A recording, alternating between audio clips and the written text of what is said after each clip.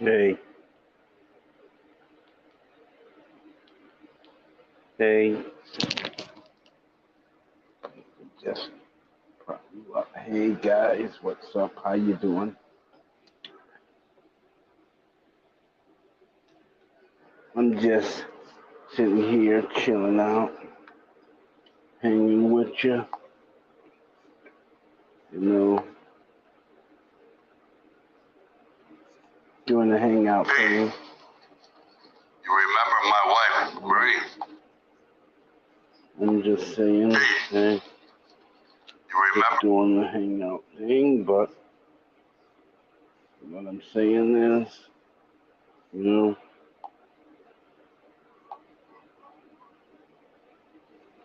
we're gonna do the hangout thing. You know, 'cause that's what we're doing today. We're gonna do the hangout thing, and that's what we're doing. So buckle up.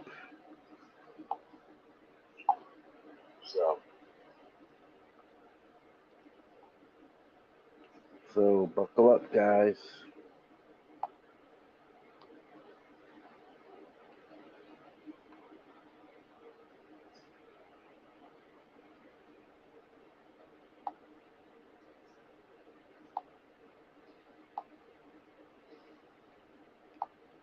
So everybody's welcomed. Hey, what's going on? Everybody's welcomed here in the forum. So what's going on? Those of you who just joined us, yeah, welcome. Welcome to the hangout. What's going on? What y'all want to talk about? Anything y'all want to talk about is cool with me. Just leave the drama and this other stuff at home. Thank you very much. You know, that's how I'd put it, but you know, I'd just say leave the drama at home.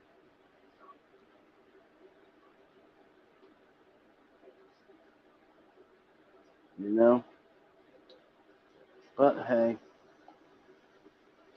that's totally up to you because I see it like this. Hey, so what's going on? Anybody today want to discuss anything? You know, anything, everything, music, trivia, what? We could even discuss comic books. You know what I'm saying?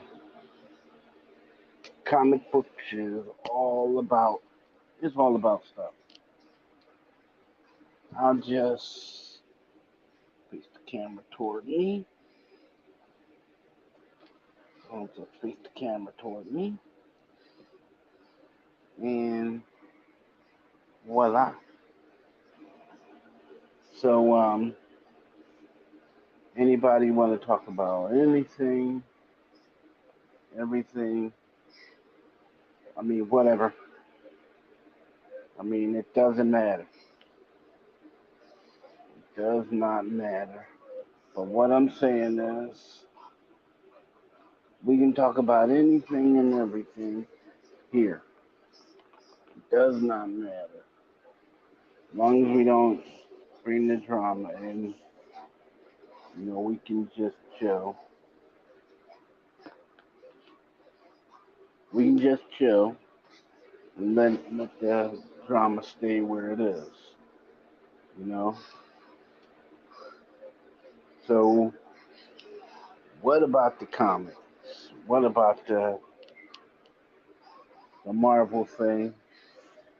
You know, it's all like all that. Yeah, we're gonna bring somebody up.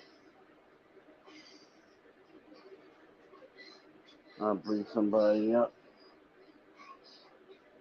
Share. I'll bring somebody up. Yeah, it needs no introduction. I'll bring somebody. Nope.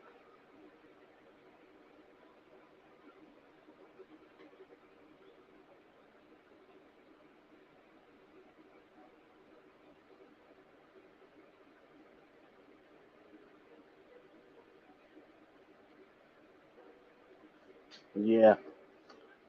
What I mean is,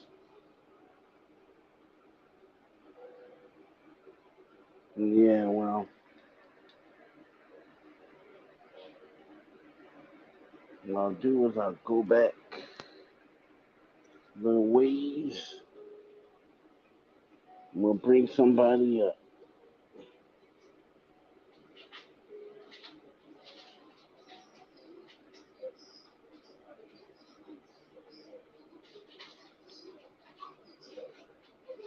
And this time,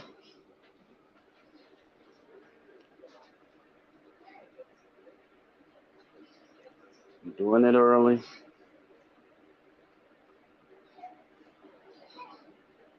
The comments, I mean, hey, it's all about the thing. It doesn't matter. Does not matter.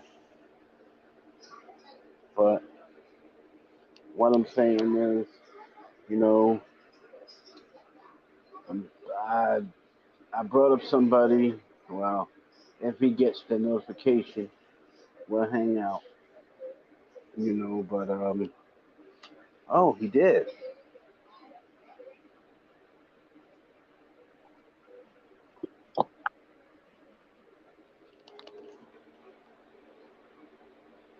Howdy.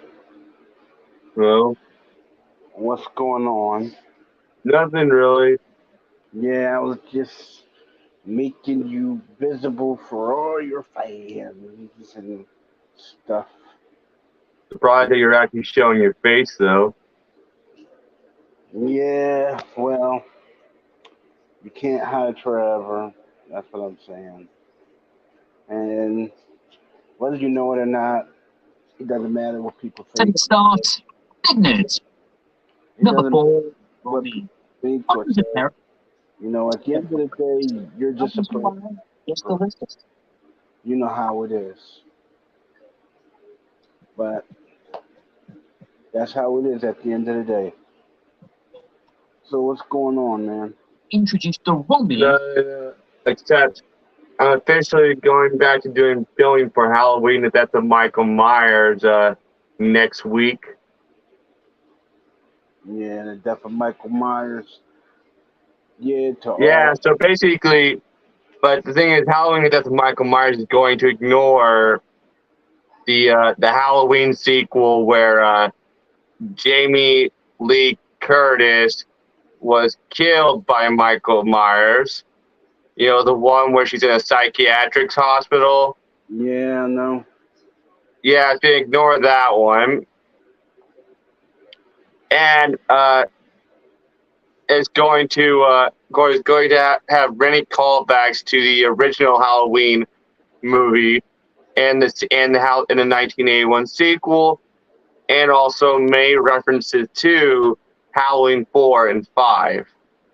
Yeah, but while I got you here, you want to tell all your fans and friends alike, I mean, what the movie is about, Oh yeah, this is a movie that, of course, some of you know about this movie. They've been working on the last few years now. All of you who have been fans of of me for a long time, thanks to YouTube. But for those of you who don't know, this is a fan film that I've been working on the last few years now. I started filming it in 2021. But I had to stop because of winter, and also a lot of stuff was happening in my life, of course, That's what's going on. That you get including a few dark things in my life, like what happened, like what happened in my life in October during October of 2021 when I became single again. Anyway, this Yeah. Halloween, this movie is a horror fan film set in the world of the original Halloween movie franchise, Yeah. created by John Carpenter and Daryl Hill, but it ignores that one Halloween movie where that came after the one where Michael Myers that came.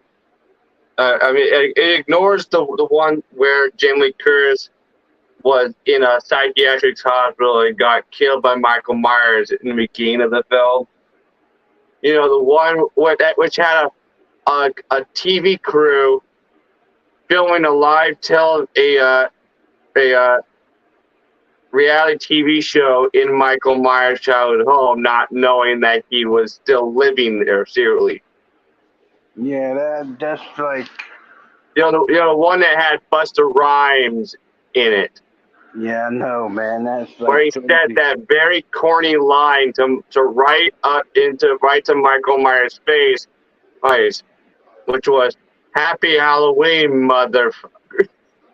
oh yeah, I mean, we, that was the most corniest line you could say to Michael Myers, and I dude, mean, he's literally the personification of evil. I mean, he's like a literal boogeyman. And what does Buzz Rhymes say? A he, corny ass line. A corny ass line. I mean, he's literally like totally the devil, and you're mouthing off at the guy like he's another Joe. Come on now. Yeah, it's literally you. And there was also that scene where Buster Rhymes was in full costume as Michael Myers, But face to face with Michael Myers, thinking that Michael Myers was a member of his crew who dressed up as Michael Myers. yeah, Remember that scene? yeah, I was gonna tell you, dude. I was gonna tell you, dude. A friend of mine is having problems with Nitro. You know the same ones we had problems with a Oh while yeah, back. yeah. For those of you who don't know, Nitro is a cyberbullying slash terrorist group who specialize in causing trouble and for YouTubers on YouTube and causing harassing them in very toxic, messed up ways. Yeah, I know this because we catch all kinds of flack for. I mean, their stuff. I mean, the Yeah, whole I've dealt with them many times when on YouTube, people. and on you But now. yeah, the first the The very yeah first they we dealt with them was on you now. it all started with this one member of Nitro called Soviet, who I first encountered back in 2018 during one of our YouNow live streams.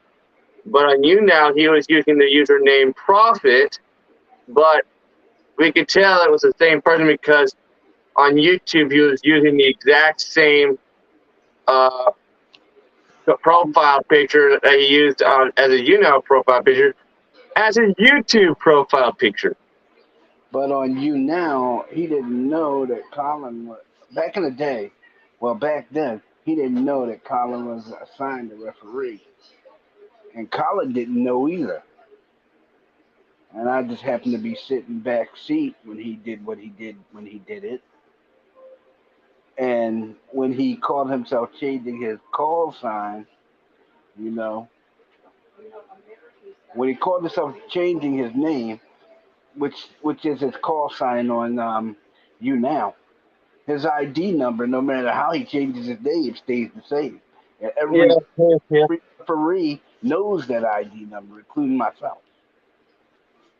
yeah. But like now, back to my Halloween movie.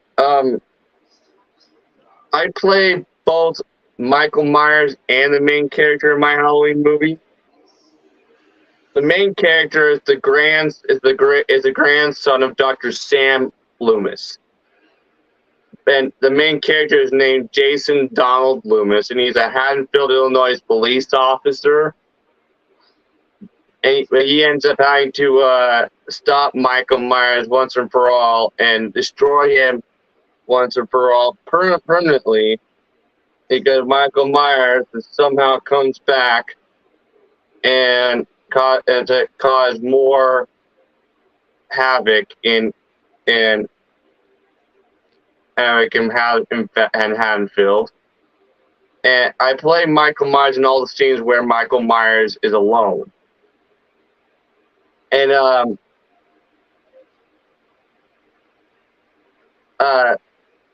Laurie Strode is in the film, but of course she's not played by Jamie Lee Curtis, of course, because I wouldn't in a million years be able to get her to star in a fan film. And she's pretty much done with the character permanently, because she officially retired from the part after the last Halloween movie, which was a very lackluster Halloween sequel, in my opinion. I went and saw it in theaters, and it was not really that much about Michael Myers at all. Yeah. It was mostly about some new character who became known as the babysitter killer. Oh gosh, no. Because he accidentally killed a kid that he was babysitting in 2019. Yeah. The kid was this brat kid who was talking back to him and stuff and being very rude to him.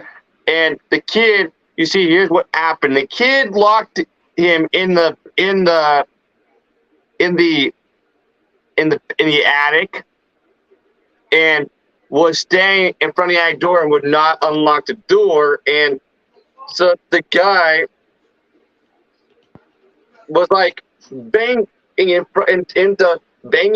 the door, trying to get open. And when he finally got the door open, when the door opened, it hit the kid, causing the kid to go flying over the stair railing and basically fall to his death right when his parents were walking in the door. So his parents actually witnessed the death of their own kid. Yeah. For those of you who don't know, I am going to put this video on Facebook so Collins fans can see it, because they're not. I don't think that they can. I don't think that they're that they have the link to this channel, but I will air it on Facebook for you guys. Yeah, so basically, the dude ended up becoming labeled as the babysitter killer because of this. And when we get to 2022, which is where the movie's set, he's still late being called the late babysitter killer. And anyway, the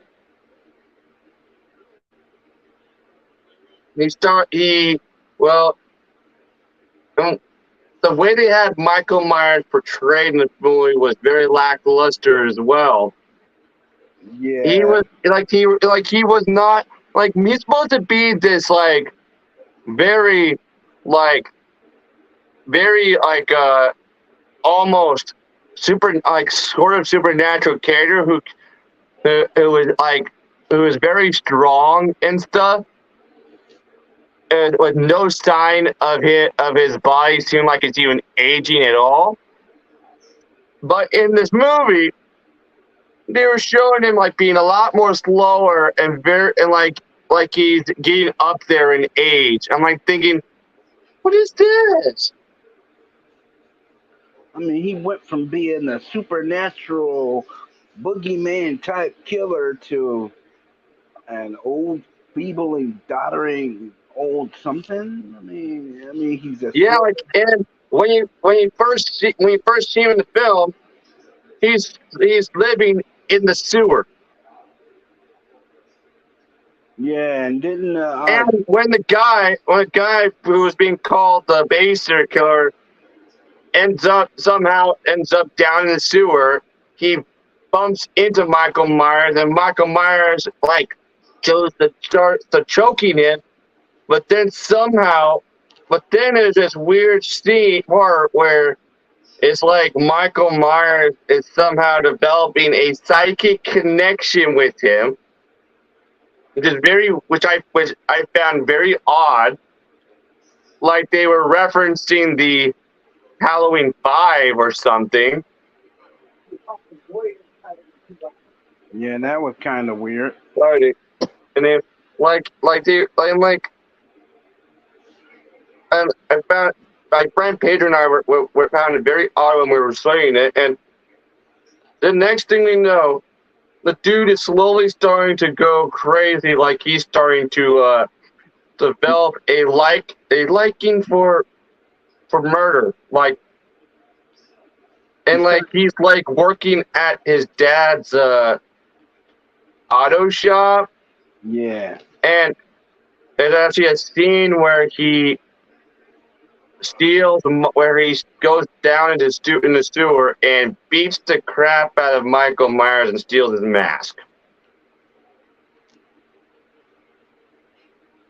And puts the mask on and starts going and killing people, yeah. including this DJ who's an a-hole. And when he killed the DJ, though, he cut the DJ's tongue off.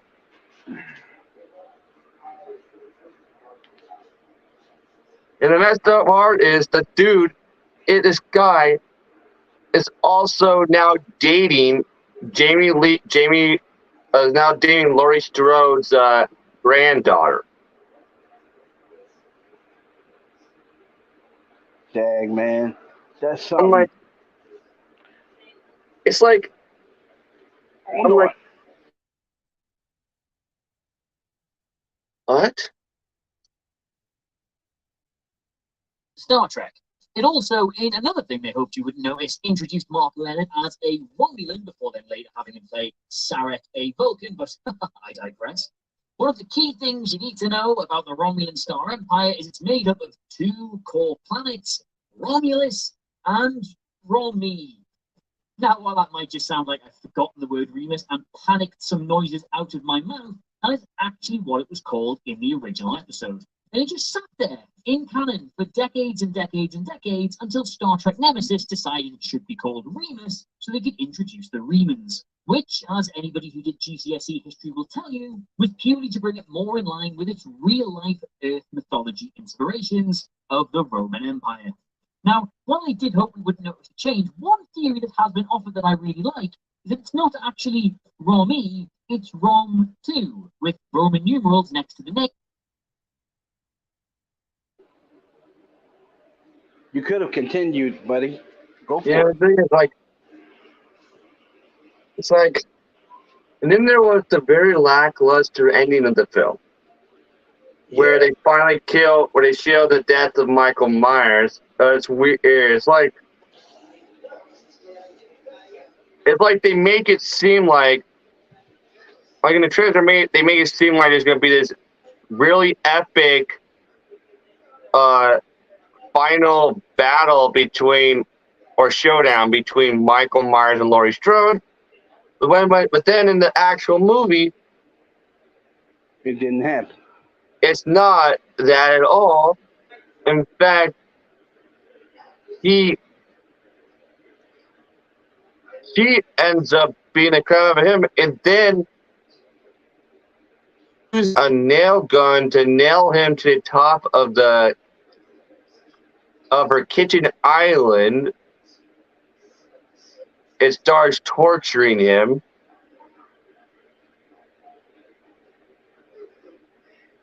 Torturing Michael Myers. Mm-hmm. And then that's what leads to her driving getting in the car with Michael Myers tied to the roof of the car, and her driving all the way to the local car Car wash, or racetrack or something. no, like place where cars are doing like a scrap yard or something like that, and Junkyard. sticks his Michael Myers while she's driving. Everybody in Hanfield is following her car on foot. Dude, they're wondering what he's going to do with Michael Myers. I mean, good And lord. then she gets to actually it was an auto junkyard. Yeah. I remember. Anyway, Mm-hmm. when she gets to the auto junkyard, she takes Michael Myers and sticks him in this that machine that crushes cars? Yeah, it's a car crusher. She sticks him in one of those. Fitting. Yeah, and then you actually see his blood. Mm-hmm. I'm thinking, okay, it's an appropriate death, but most other parts of this film, they could have done better with the film. So Yeah, but what are you going to do? What are you going to do? I mean, you can't I really... mean, the movie wasn't even that much about Michael Myers at all. I know. He was only in a little bit of it. The movie mostly focused on this new character who was labeled as the babysitter killer, and him forming a romantic relationship with Laurie Strode's granddaughter. Mm-hmm. And well, basically, it's like, why? I mean, why? I mean, compared to Halloween Kills, this one is compared to Halloween Kills was actually better in my opinion. Yeah, they did a lot better with that. But yeah, in Halloween Kills did have its problems, the whole evil dies tonight, whole subplot of the town forming an angry mob who are trying to hunt Michael Myers down. Evil. Yeah. Which leads to the sad death of that man who gets mistaken for Michael Myers, ends up jumping to his death. The other dude who escaped from the mental hospital. Yeah, but go ahead. Yeah, he was just terrifying. He just wanted help, and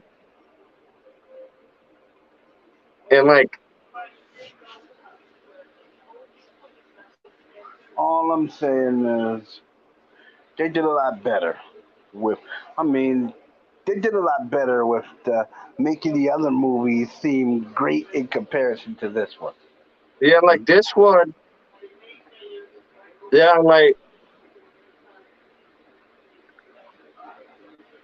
But I'm just saying. I mean, in my opinion, if they ever choose to do another reboot of Halloween, they should just revive the original franchise and just continue continue on from the original franchise, and just leave it at that. Instead of try to do anything new with it. Instead of doing a soft reboot like they did with the 2018 movie, which completely ignored the events of Halloween 2, and all the other sequels. Yeah, it's like they totally took it and they totally ignored everything that went on through the last Halloween, through the other movies, and just went with what they had. Yeah, That's because in my opinion, they did a really good job in Michael Myers in the 2018 movie. It was literally like the 1978 Michael Myers, like came into the year 2018, it just seemed so much like the 1978 version. hmm Then there was the whole really cool flashback scenes in Halloween Kills, where they showed like flashbacks of like the night on Halloween night 1978, when you know where like including the flashback where it actually shows Michael Myers. But the only problem I had with the flashback part that showed Michael Myers, that was showed like the new Michael Myers actor dude as the 1978 Michael Myers, is how the mask looked. Like, even though they did a really good job of recreating the 1978 version of the mask, the shading on it looked like was very off. Like when you in many parts, like when you see when shadows like fall on it, it didn't quite look right. Yeah, but And also in there, you can still tell, you could tell that it was not Nick Castle as Michael Myers. Like, like in the 1978, Michael Myers looked slimmer, looked slim, and his movements were more robotic. like or more like very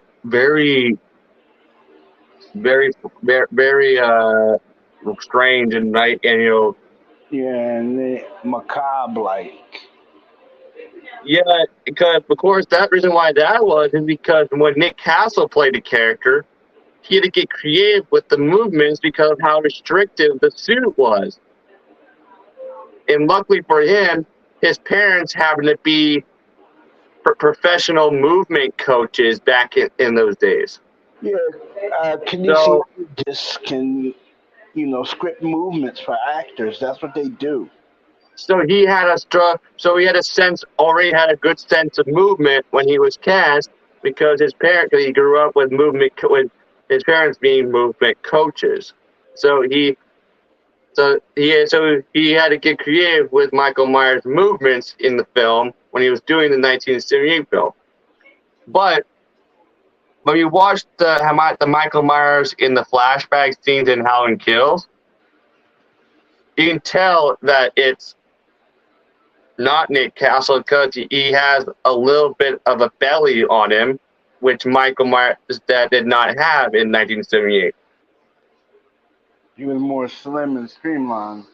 Yeah, and like, yeah, you probably know this, but two actors played Michael Myers in all three of the new Halloween movies. The new guy, who was actually an already established stunt guy, and has even did stunt work as for the original Charmed TV series, and Nick Castle. Yeah, Nick Castle came back and did a day's work of filming for the 2018 movie. You're talking about Nick Castle, the Punisher, right? No, the actor, Oh, the guy who played Michael Myers back in 1978. okay. His name was Nick Castle, right? Yeah, because the Punisher's name in the comic book was Nick Castle too. Yeah, no, yeah, but he got him to come and do a day's work of filming because he and John Carpenter have been friends for like years and decades, and were already really good friends in 1978 when they were doing My Halloween together. And they were used So, and and the reason why Nick Castle didn't return as Michael Myers for the 1981 sequel was because he was trying to get his own movies off the ground. He was trying to become a filmmaker himself. So, and he wasn't available to return for Halloween 2. And so that's why they had to find a new. That's why they ended up bringing in that new guy for Halloween 2, named Adam Warlock. Yeah, that was the dude's actual last name, Warlock. Which is very weird, strange, isn't it? Well, I went to school with a girl named what was it? I went to school with a girl named Althea Morningstar. Yeah, the weirdest thing, like creepy. Yeah, when at first they approached John the idea of having this guy play Michael Myers in Halloween 2. John Carter was very hesitant because he was hoping to get Castle to come back for the film. But even Nick Castle ended up not being able to. So guess what guess what Warlock the Adam Warlock did. He saw the Michael Myers mask sitting on John Connor's desk in John Connor's office and grabbed it and put it on and started standing in the corner of the room and just staring at John Connor like this. Just standing there. I'm sorry, but that would creep me out. And it scared the crap out of John Carter, and it put John Carter at ease, and was like, okay, he'll be a good replacement. And Nick Castle ended up coming back years later as Michael Myers for a day's worth of work of filming for the 2018 movie, and then he came back again for Halloween Kills. And then again for Halloween Ends. But in all three films, he was playing Michael Myers along with this new Michael Myers guy. And the thing is, you couldn't tell who was who when you were watching all three movies because it just looked like one guy. You couldn't tell. No, you couldn't tell.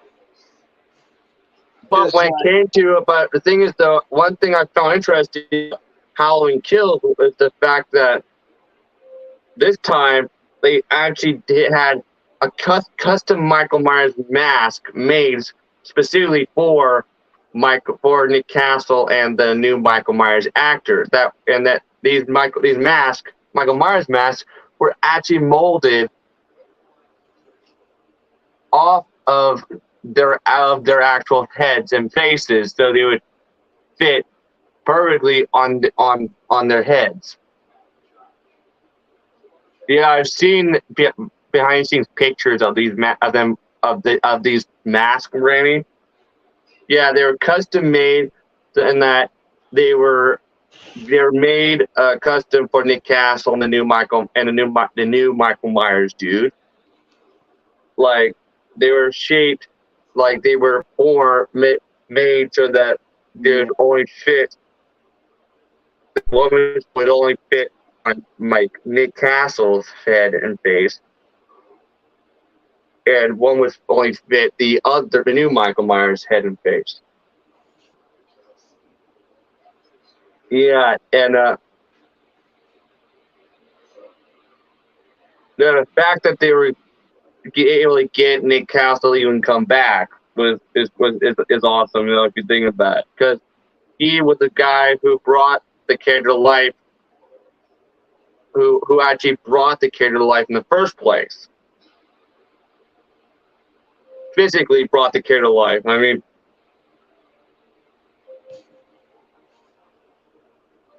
and what's funny is there was only one scene in the 1978 Hollywood where Nick Castle was actually acting. Which was that scene where he killed Bob, and where he killed that guy named Bob and started an ad like this.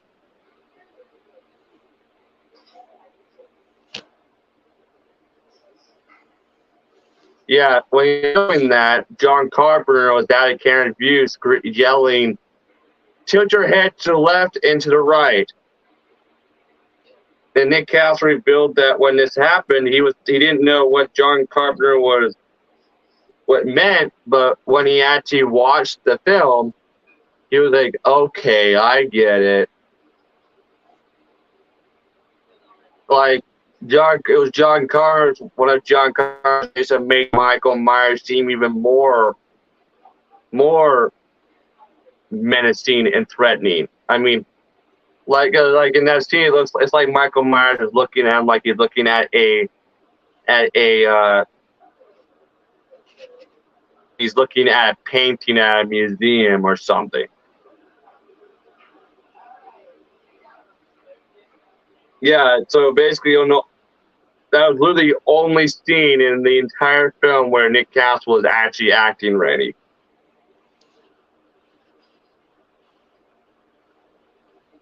Isn't that crazy, Ray? Well, it is crazy. And Nick Castle, yeah, like Nick Castle also revealed that when he was doing the original film in 1978, when he asked John Carpenter what his motivation was,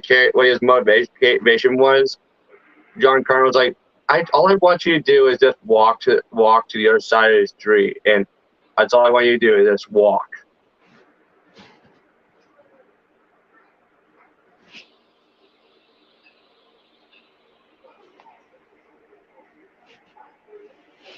Yeah, that's all Michael Myers. That's all John Carter told him.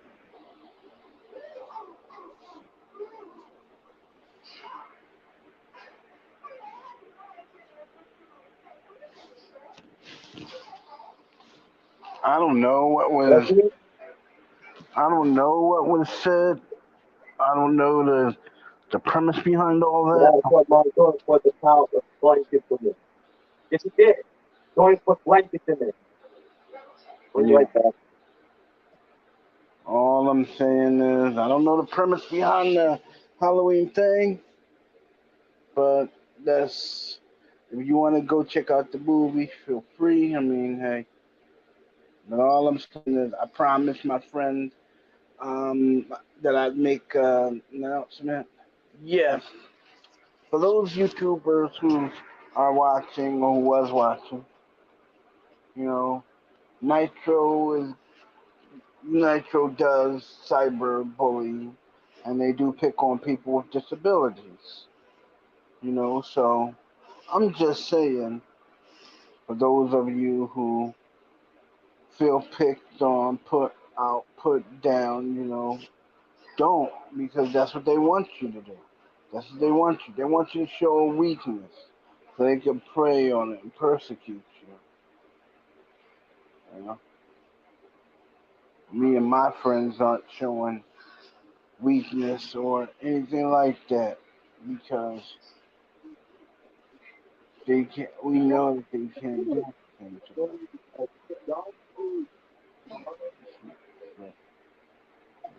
It's too fresh for them.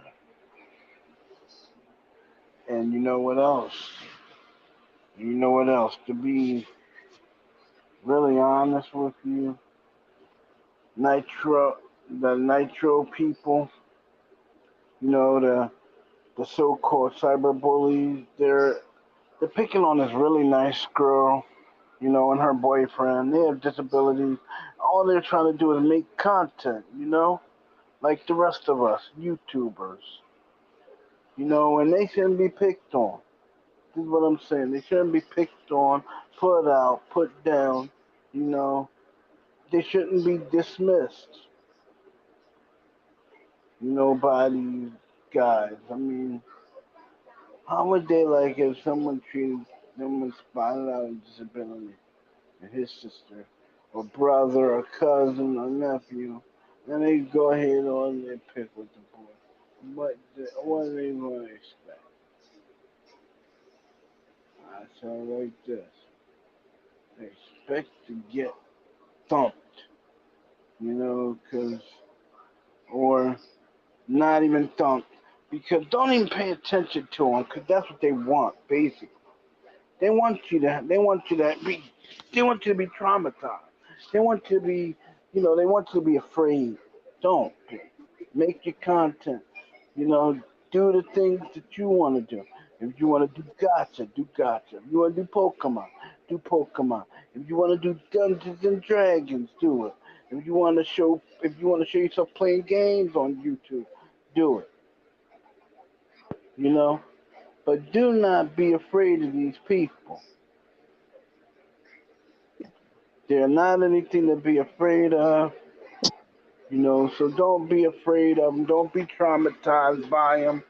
Well, A bully is a bully. You can't let them win. You gotta, Because Starfleet simply did not know what the other world was called at that point. well, Now, I and don't like that being, but no, I will not be letting them get away with it. Sorry. Number 3, just literally everything about shields. Now, every ship in Star Trek is fitted with shields to protect them from attack. yeah, Now, while there's obviously going to be a huge variety in the strength of these deflectors and how well they work against the things banging against them, they are always universally present. stand your ground, make your content, and don't let anybody bug you. That's what you do. Do what Colin always does. Colin ignores them. He makes his content. Spectrum Lab, we're bringing you the best Nothing connectivity with stops this guy. Get Spectrum Internet with the fastest. yeah. Nothing stops. 33 He makes his content, and that's what he does. GB. His content, and he's not behind the screen,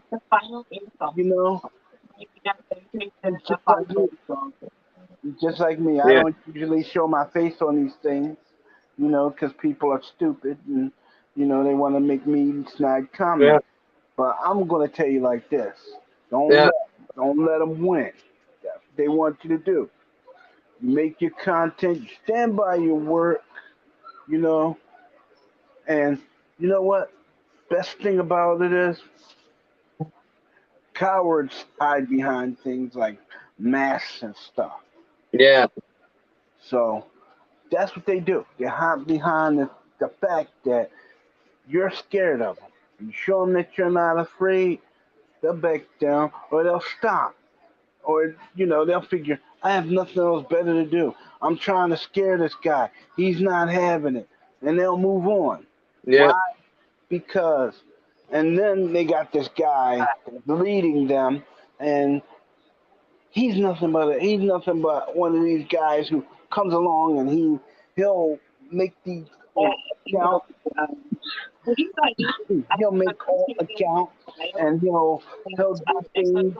He'll see somebody with a disability, right? He'll make an alt account. He'll come on their live stream and he'll try to tank it. Hit some of his friends, but you can't let him do it. When they came on here last time, you know what I did? I let them play act and argue amongst themselves, and they tried to include me. All I did was just look at them and smile because, it's ridiculous. These guys are ridiculous. Well, they'll screw it up. It's like incredible how weird. It's incredible how weird these YouTubers can be, and they think that they're getting over on somebody. They think that they're doing the shock thing, but they're not. Yeah. It's like even when they try to criticize Colin's content, he's making content. He's not going out picking on people or doing things. He's doing what he wants to do, what he enjoys doing. His content is his art. Yeah. That's what he does. Yeah. No. How many of you in the chat are are Halloween fans and fans of Michael Myers. I know I am. Like, Because I saw the first Halloween movie in 1978. I mean, I enjoyed it. yeah. And who like to think that it started out as an independent film, huh? Hooray. Yeah, but it was an enjoyable film, man. I mean, it was a little macabre, I get that, but it was enjoyable. Hey. Yeah, the funny about it is that when John Carpenter directed it, he was actually in college at the time. Yeah, but but don't get him confused with that guy M. Night Shyamalan. No. Don't do that. Because John Carpenter did his own thing. He produced his own product. He didn't go to a college. I know the thing as I was saying, when John Carpenter showed the film to his fellow college students, they were like, "What is this crap?" What They didn't find it scary at all. Because the reason why they didn't find it scary is because it didn't have the music. Like it didn't have any music in it yet. I know. Like, yeah, so this is how John Carpenter learned that music actually adds a lot to a film. So so before he actually released the film to theaters, he went and created theme music for it. And well, the music, you know how he came up with a theme song with the theme music for Halloween, Randy? Go for it. It was actually a funny story. He revealed that it was basically just a made-up little thing that he and his dad used to do when he was a kid. When his dad used to teach him how to play piano. I mean, how to play bongos, which was like where you just have it like where his dad would just have him do this ba ba ba ba ba ba ba ba ba ba ba ba ba ba ba ba ba. And he just added it to the beat. John Carpenter basically took that exact like bongo drum beat and just turned it into a techno beat. Well, yeah. And it turned into like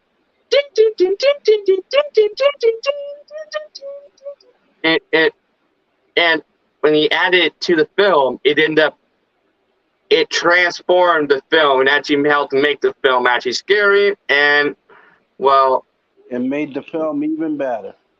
So basically, so when he showed it to his fellow college students before he actually came up with the theme music for it, they were literally like, what the hell is this crap? Why would you want to make this? Why would you want to make this kind of film? What the? And like, yeah, they actually talked trash about it, said it sucked. You know, like, what is this guy doing? Like they were literally asking like him and his girlfriend at the time, Deborah Hill, who was actually the screenwriter in the film, and his other crewmates who were having to just be like really good friends with him. Why would you want to make this kind of film? Why would you want to make this awful horror crap? And guess how John Connor's crewmate members responded? Like, because we wanted to. Because it wasn't until John Carpenter added the theme music to it that it actually became scary. Yeah, but and actually,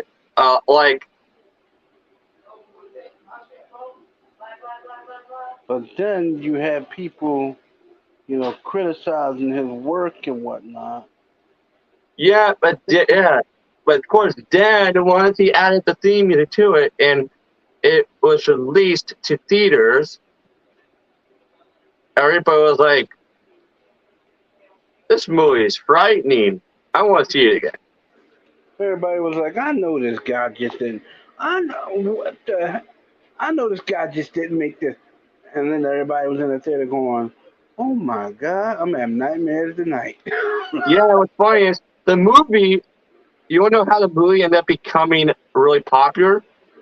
Oh, It so, started with word of mouth. yeah, he was Because, like, like, at first, not that many people knew about the movie because it was just an little independent film that was being shown in select movie theaters and, like, wasn't really catching on. It wasn't, but then there was word of mouth, and then the film was shown at the Sundance Film Festival. "Yep." And it wasn't until it was shown there that people really started talking about it and started telling their people they do. Hey, you guys see this film I went and saw? It's really scary. It's really awesome. When that happened, it ended up becoming like the most success. It became the most successful independent film ever made in that time period, and remained that for years. And of course, then came Universal Pictures, who decided. But then, when everyone saw the ending of the film, there was one question on their minds: what happened to Michael Myers? What's going to happen next?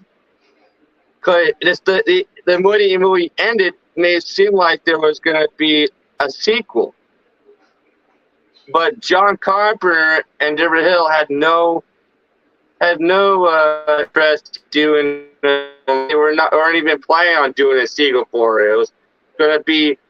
It was just supposed to be a contained story. But then, of course, Universal Pictures came along and bought movie rights of the film, and so you could do a full-on sequel to it. And of course, they wanted John Carpenter to come back as director and Deborah Hill to come back as screenwriter. But the thing is, John Carpenter didn't want to make a sequel. He didn't want to make a sequel to anything. Like he felt he did everything he sought out to do with Michael Myers and Halloween, and he wanted to move on to other stuff.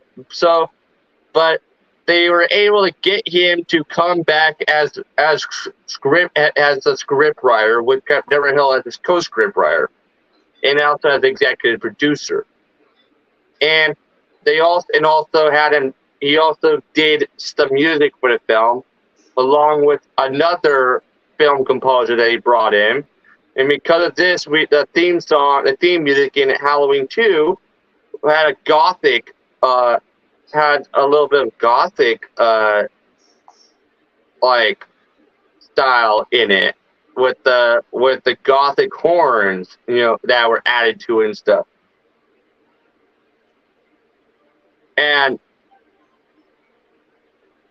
But John Carpenter had a hard time working with the script for Halloween 2, because he was having writer's block, and of course, which led to a lot of drunken nights of him writing stuff for the script. And that's what led to the whole subplot of Michael Myers secretly being Laurie Strode's brother.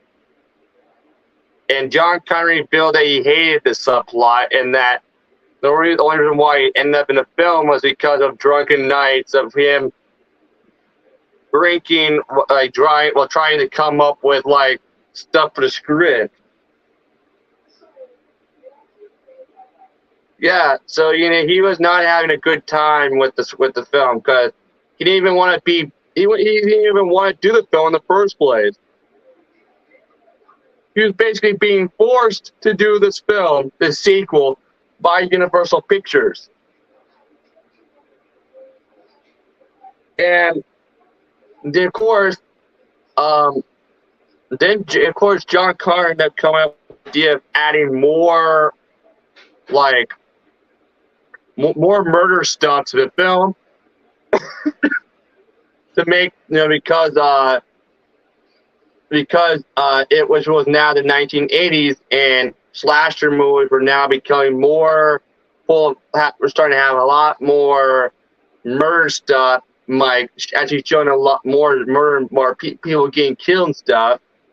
And and John Connor felt that the film needed to have that for it to be hit with the modern audience, or the audiences that have seen it. Okay, but the director felt that this actually ruined the pacing that he created for the film. That's what I figured. But the director approached the movie like it was the ending to a two-part story. He wanted it to feel like the ending to a two-part story. But then came the horrible third Halloween movie, Halloween, the Season of the Witch, which had nothing to do with the film. But guess what? Even though Michael Myers was nowhere in the film in Halloween 3, there was actually a scene where inside the bar where they were actually showing the original Halloween movie on the TV in the background.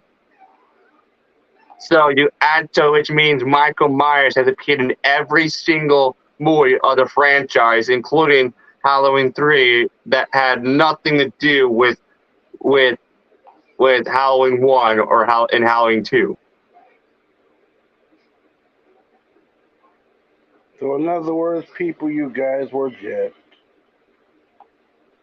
Everyone, but you can tell everyone was like when the people were watching the Halloween 3, they were like, "Where's Michael Myers? What is this? Where's Michael Myers?" Like he was wanting to see Michael Myers killing people. But the thing is, John Carpenter wanted to turn the franchise into like an anthologies movie series, like the Twilight Zone. Like he felt he did everything he sought out to do with Michael Myers, and that there was nothing left to do with the character, and didn't want to continue with the Michael Myers stuff or the Laurie Strode stuff or Haddonfield. Yeah, I'll be right back. Yep, that's what he did, folks. So, in short, he basically, he tried to, even though they forced him to make the movie, he made it. That's the most important thing. It may not have been good, but he made it. So, you can't say he didn't do his best, because the man did all he could. And to be honest with you, folks, the man did his best. And I'm not going to down his efforts, because he did his best. So,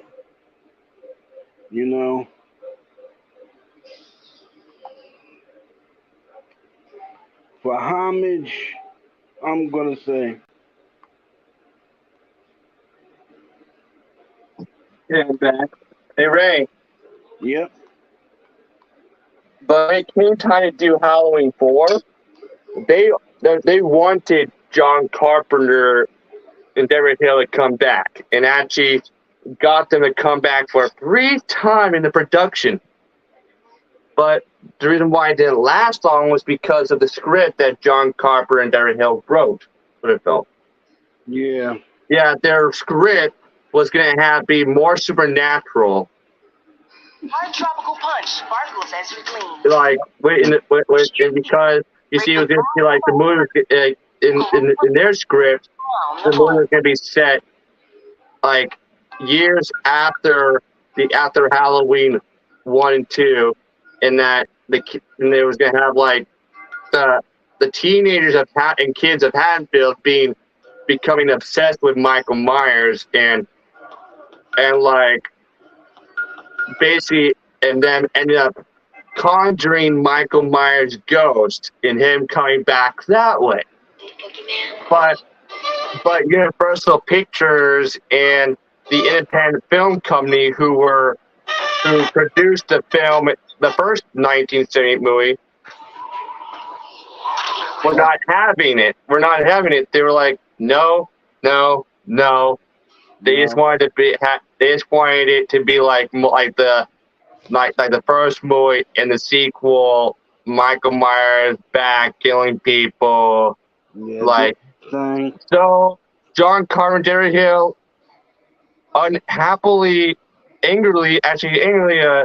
left the movie and the franchise after that, and John Carter didn't return to the franchise until 2018. Until the 2018 film.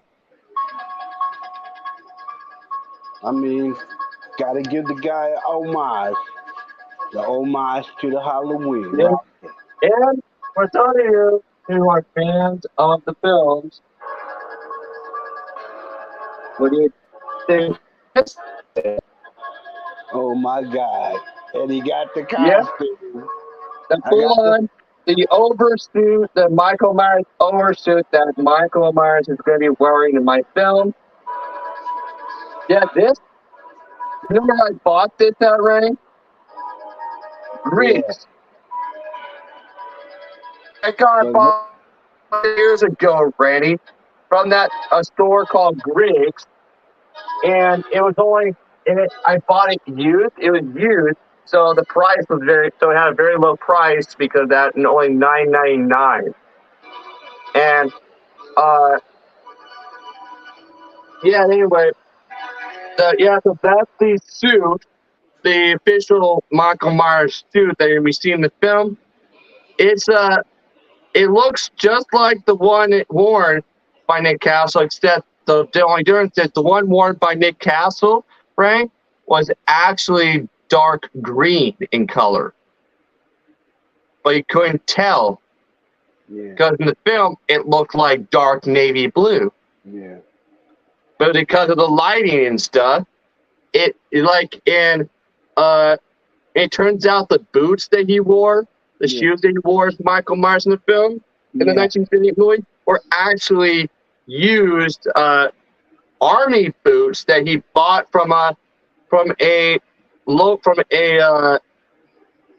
that he bought from the Salvation Army, a Salvation Army surplus store.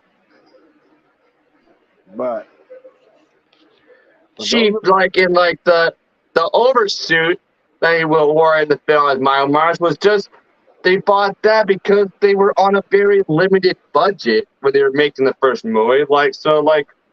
They had to find things that were cheap to use. And this was actually why Michael Myers' mask ended up being some cheap William Shatner Captain Kirk mask they bought from a nearby drugstore and painted over it. Yeah, all they did was they cut the eye holes to make them wider. They tore the sideburns off, painted the mask a very pale white color, and stitched the fake hair on it. Yeah. And great. For those of you who don't know, the music I was just playing in the video was from John Carpenter's Halloween, homage to Halloween and John Carpenter. Hey man, you did a good film. John Carpenter. Yeah, so basically, John Carpenter has a big love-hate relationship with the Halloween franchise because of him not being involved with the franchise, some of the sequels end up becoming a little just something off about a few of the sequels, like Halloween 5, for example, was all over the place and had obnoxious characters in it, and some of the characters had this the Tina character, who was very clueless in the film. Her dialogue was really cheesy. And like the blonde chick and her blonde boyfriend, Oh, Lord. Ken and Barbie. and also the two police officers in the film who acted like very clueless, like, "Ooh." What the heck? Like, they would get to the crime scene. What just went on here? Oh, damn, the body. My bad. Come on, y'all. Yeah, You know, and like they seem like they seem like these two characters that I remembered from like the Mighty Morphin Power Rangers TV show. These that that fat guy and his slim friend who were like like, basically school bullies. yeah, we're gonna find out who the Power Rangers are. If that's the last thing we do. And then and all through the film, Remember they're buffoonish and stuff. yeah, and one time they even did find out who the Power Rangers were, but they got into an accident, got zapped, and they forgot, who they were. And I'm like, they went all year long without knowing who the Power Rangers were, and they were going to school with them. I'm like, how stupid can you be? Yeah, like if you think about it, the two police officers in Halloween 4 and 5 were seen a lot like them. They were like the bulk in the skull of Halloween, dude. It's weird, and like, And and there's that whole scene where Michael Myers keys that dude's car with a rake, which I think was a pitchfork actually.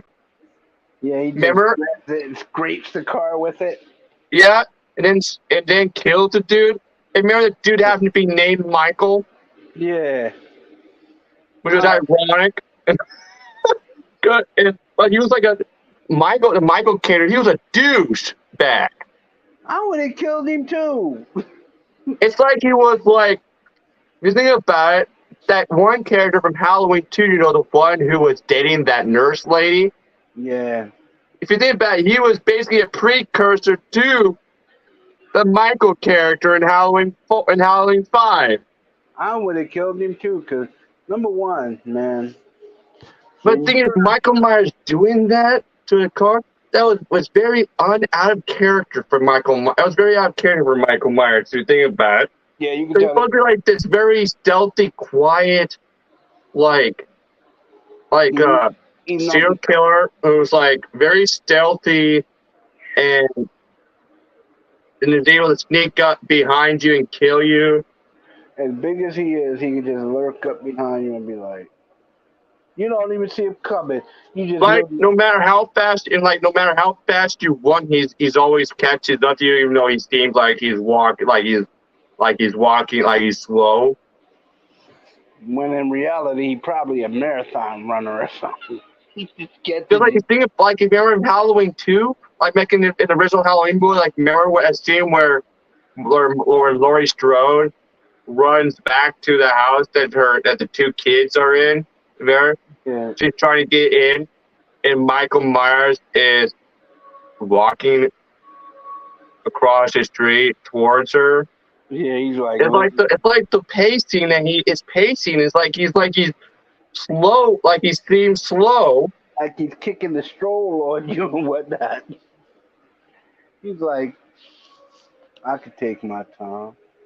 She ain't Weird, it's like he's slow, but even in that scene where she's like, even in that scene where he's like, where she locks the door, trying to get away from him, and he literally punches a hole through the door with his fist, and like, and unlock and opens and like grabs the doorknob on the other side of the door and like turns it, and she manages to like get out of the outside and close the door.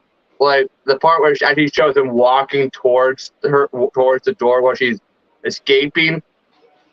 Even the pain in that scene, even his pacing in that scene, didn't seem like he was slow. I know. But like in Halloween 5, though, not good, dude. Yeah. But in Halloween 5, when he when he keys that dude's car with a pitchfork. It's very out of character, and like even that scene where he's driving the dude's car while wearing that other mask while pretending to be the other dude while picking Tina up. Dude.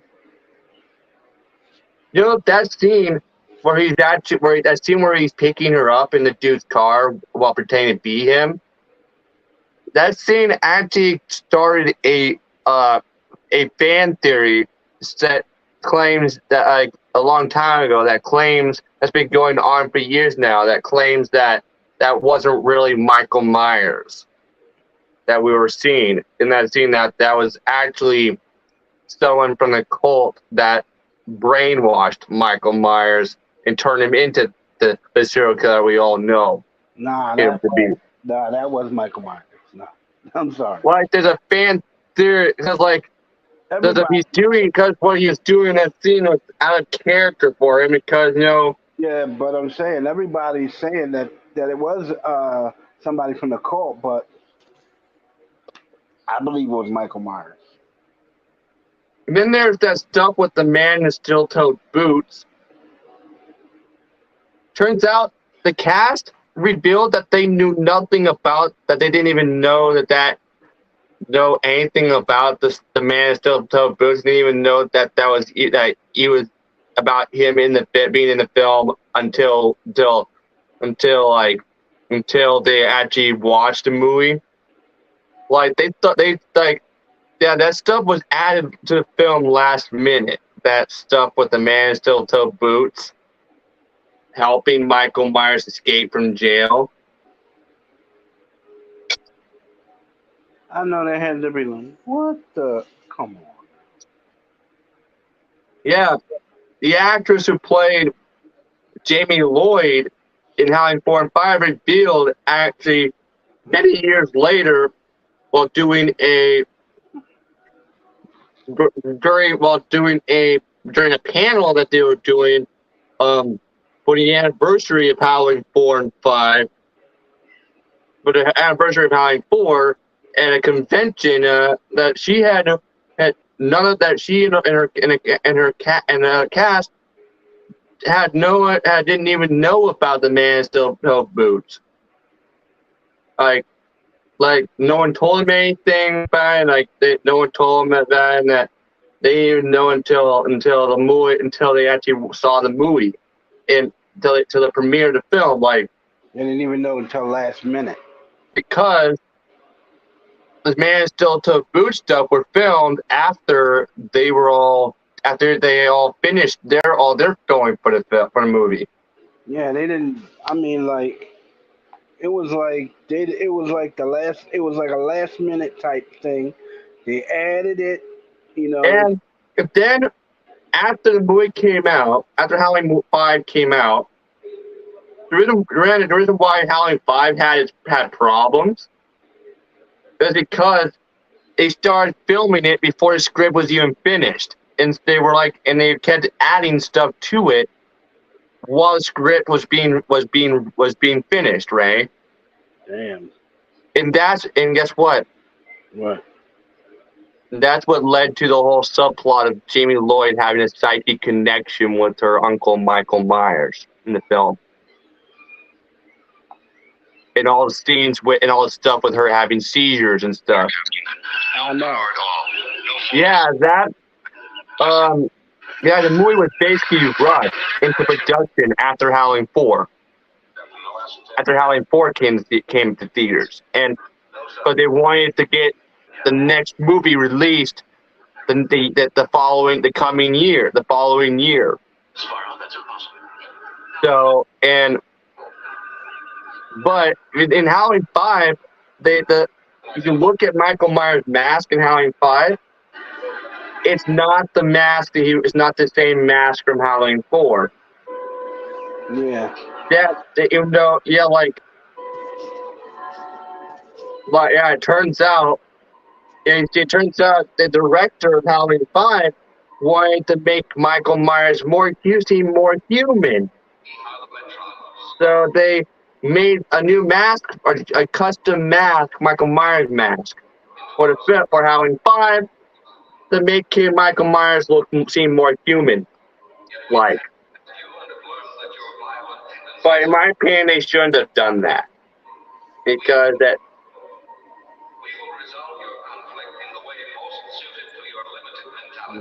And there's that scene in Halloween 5 where Michael Myers is actually crying and getting all teary-eyed.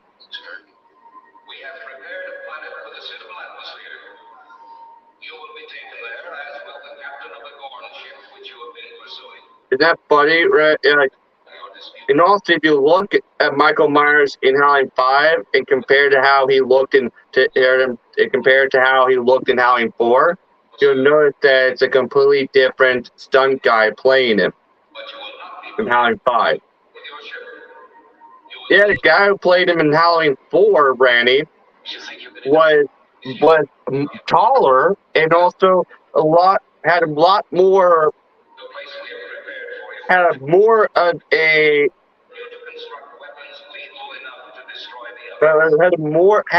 bulkiness to his body and a bigger head. But in Halloween 5, in Halloween 5, Michael Myers suddenly looks all slim like he did in Halloween 1.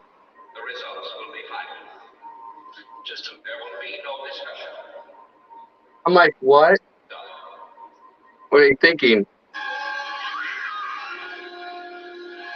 I'm thinking, wow, I'm thinking they went through all this trouble of putting the guy in the iron boots in the movie, a guy in the steel-toe boots in the movie, but no one else in the cast knew about this little Easter egg except for the people who did it.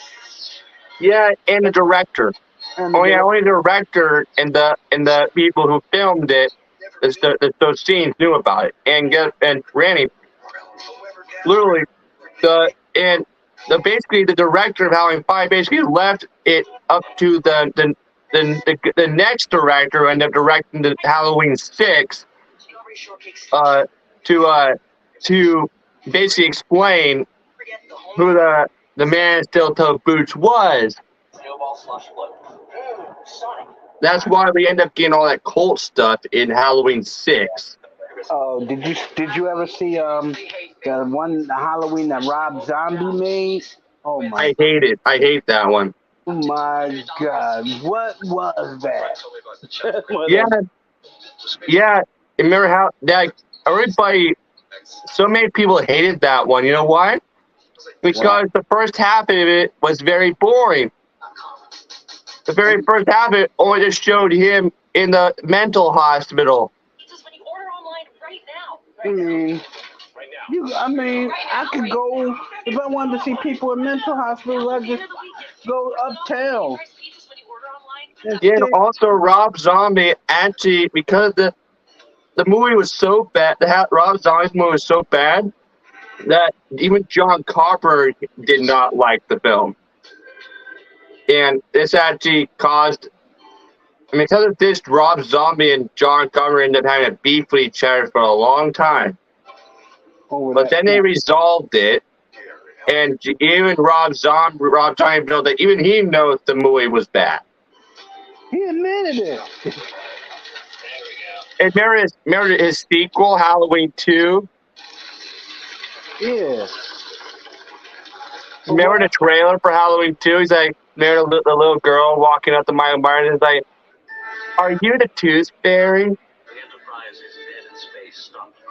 Are you the Tooth Fairy? Man, I wish you would. Remember that part in the trailer for Halloween 2, for Rob Zombie's Halloween 2? I'm like, and remember what Michael Myers was wearing in that scene? Uh-huh. A sweatshirt and a hoodie, a black sweatshirt, a hoodie, and black sweatpants and sneakers. The girl was dressed like a fairy. The little girl was just like a fairy. Like, "Are you the Tooth Fairy?" See, knowing me, I'm the type of person that look at that and go, what is that? Remember that weird stuff in the end of the movie with the angel and the unicorn? Yes, I do. Yes, I do. That weird stuff. I'm still trying to remember. I'm still trying to remind. I'm still trying to think. What is that?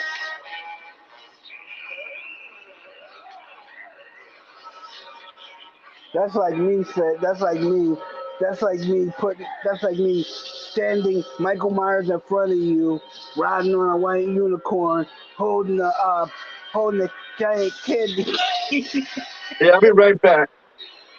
I That's mean, gonna get my answer.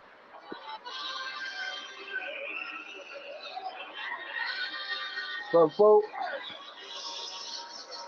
I'm just going to tell you, it's not something that I would Hey, Red, recommend.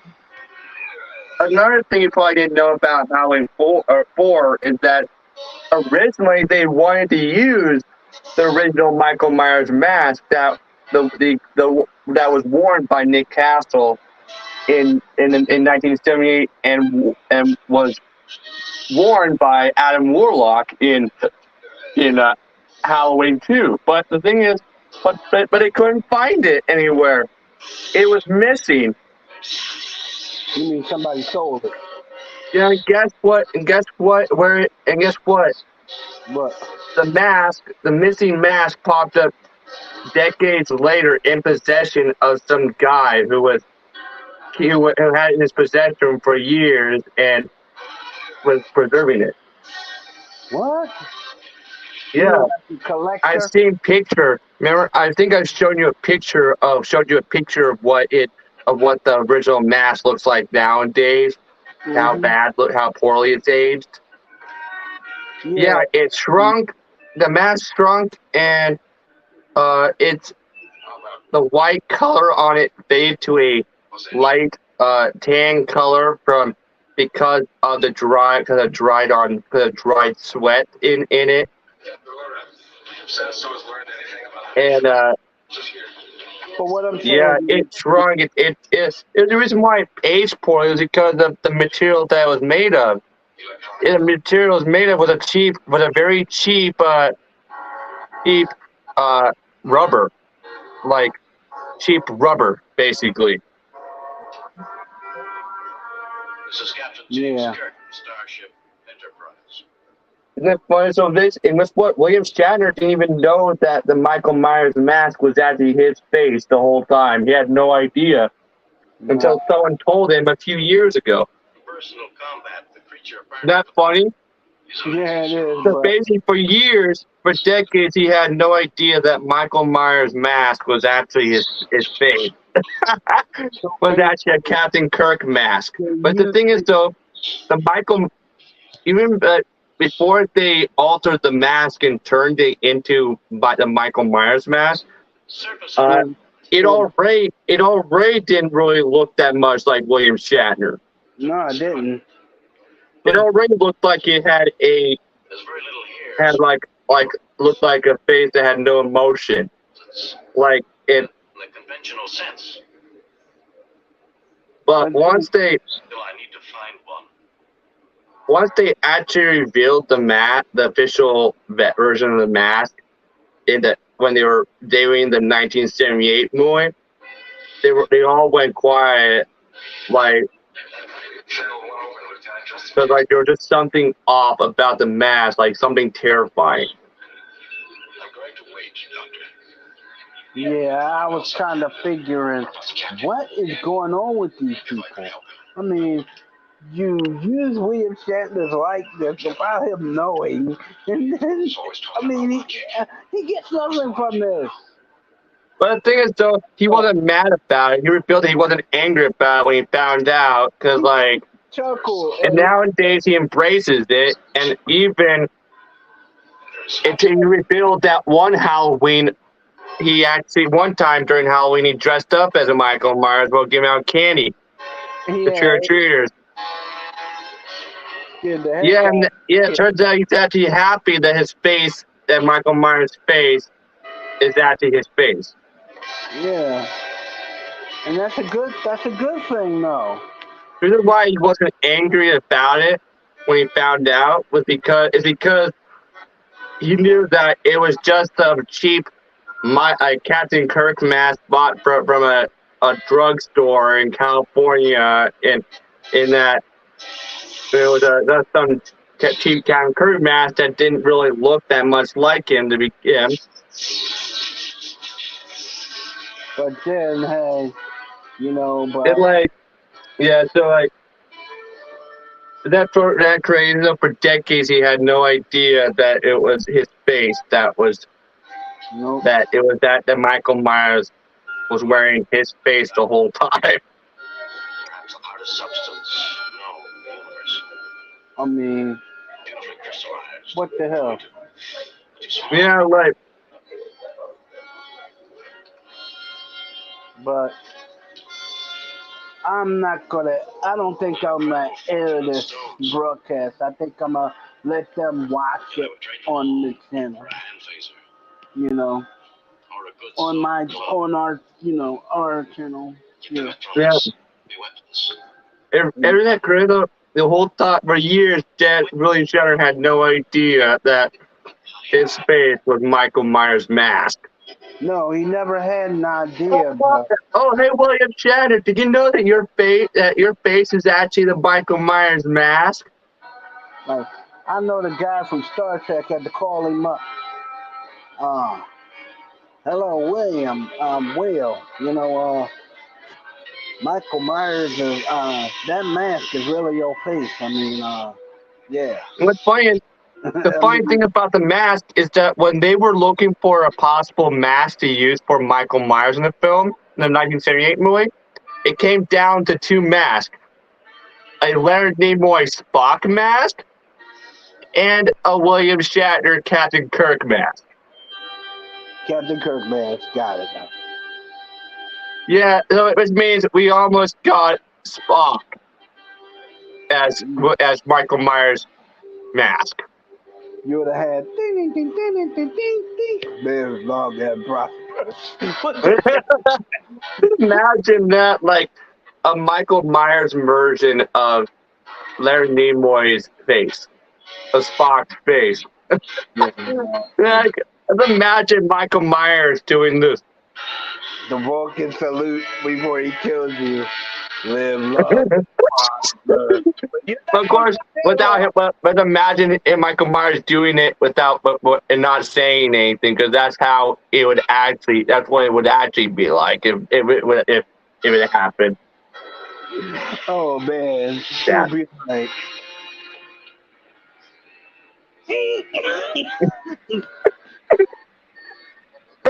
Yeah, that's the third tip. It came down to those two masks, because that's what they were. That's what was available at the drugstore when they went to the drugstore to look for a possible mask. It's like when that guy was trying to do the imitation of us, right? The guy did this. He tried to make himself look like you know. And the guy who was doing me, he was like, he's a real dingleberry. This guy his voice was so light. He goes, "Hi, my name is Bob." And I'm like this. Who is this guy? Wait, I thought. Didn't you say? I thought you said he was using the name Ben. Like, hi, my name is Ben. Then he did the version that you did when we were referring to Chase. He goes, "Hi, my name is Ben." And he tried to beat his voice. I'm like, who is this guy? Who is he? What is he doing? Why is he doing this? Yeah. Like, hey, Ray, what makes you the most excited about my Halloween film? That all while you stay true to the story, you don't really go into that story like most people would. You tend to go and do your own thing. Your material is your material. Yeah, and the thing is, unlike the other Halloween sequels, my movie is not going to explain how Michael Myers comes back. Yeah, it is gonna be a big mystery in the film. Like there's gonna be a big mystery, like him returning to Hampfield. There's gonna be a big mystery during the whole film. Like film, it's like I thought it would make it more scary if I don't choose not to explain how he comes back this time. Dig this, Colin. Halloween. A kid shows up at your door wearing a Captain Kirk uniform and a Michael Myers mask, and he shows up and he goes. That's funny. You know what's funny? Speaking of that, I saw a picture of something very similar to that, Ray. It was a picture of a custom Captain Kirk action figure, but guess what? What? It had Michael Myers' head. Get out of here. I'm not kidding. It was like someone made a custom Captain Kirk mask, but instead of it having William Shatner's head and face, it had Michael Myers' head. Could you imagine Michael Myers in the command of a starship? He'd probably be killing everybody. He'd be killing everybody. Mr. Sulu would get him. Oh, no! Or just imagine if Michael Myers somehow ended up on a starship and just started murdering everybody. And like, imagine if they made a Star Trek crossover movie where Michael Myers from Halloween somehow ends up on board of the Enterprise and like and like starts killing everybody, and Captain Kirk ends up having to be the one that has to stop him. Oh, you hear it?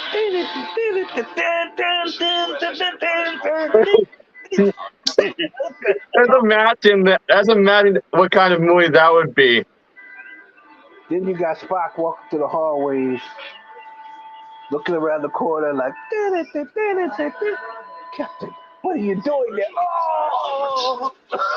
Because like you'd think it was Kirk, but of course, I don't think he would be. Actually, I don't think he would confuse Michael Myers for Captain Kirk though, because of how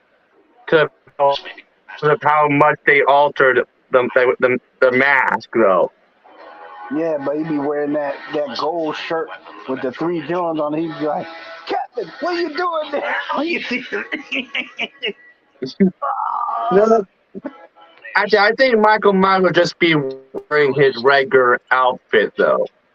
Or he just grabs you behind the wall like, ooh, crack. Yeah, like Michael, let's imagine him in a Star Trek movie. Let's imagine Michael Myers as the big villain of a Star Trek movie. Yeah, could you imagine? And it was like a time travel Star Trek movie where they go back and they travel to the past and end up in Haddonfield in 1978 Haddonfield. And it happens to be Halloween. Everybody be like, damn, Spock, you did the math wrong again. Damn, we in the 1970s, man. 1978, and they stumble upon Michael Myers. And it's literally the 1978 Michael Myers. They'd be like, Captain, we're in the 1970s. Spock, give me the information on this time period. Captain, this is the day Disco died. And they discover that they're in Haddonfield, Illinois, and he's like, Captain Kirk's like, Spock, give me the information, everything you find about this town, this town, Haddonfield. And Spock comes back and says, oh, this is a small town where a kid murdered his sister. And you walk around. Back in the 1960s. Yeah, but you know Kirk, he can't mind his business. He's gonna be like this. Oh, I guess he gonna say, "Oh, and then and where he's been and where the kid has been locked up in a mental hospital, mental sanitarium for and um, So, perhaps and also escaped and went on and is now going on a killing spree in Haddonfield while looking for his sister Laurie Strode, who uh, who has no idea that she's actually his sister. that's what I figured." I was like, "What the?"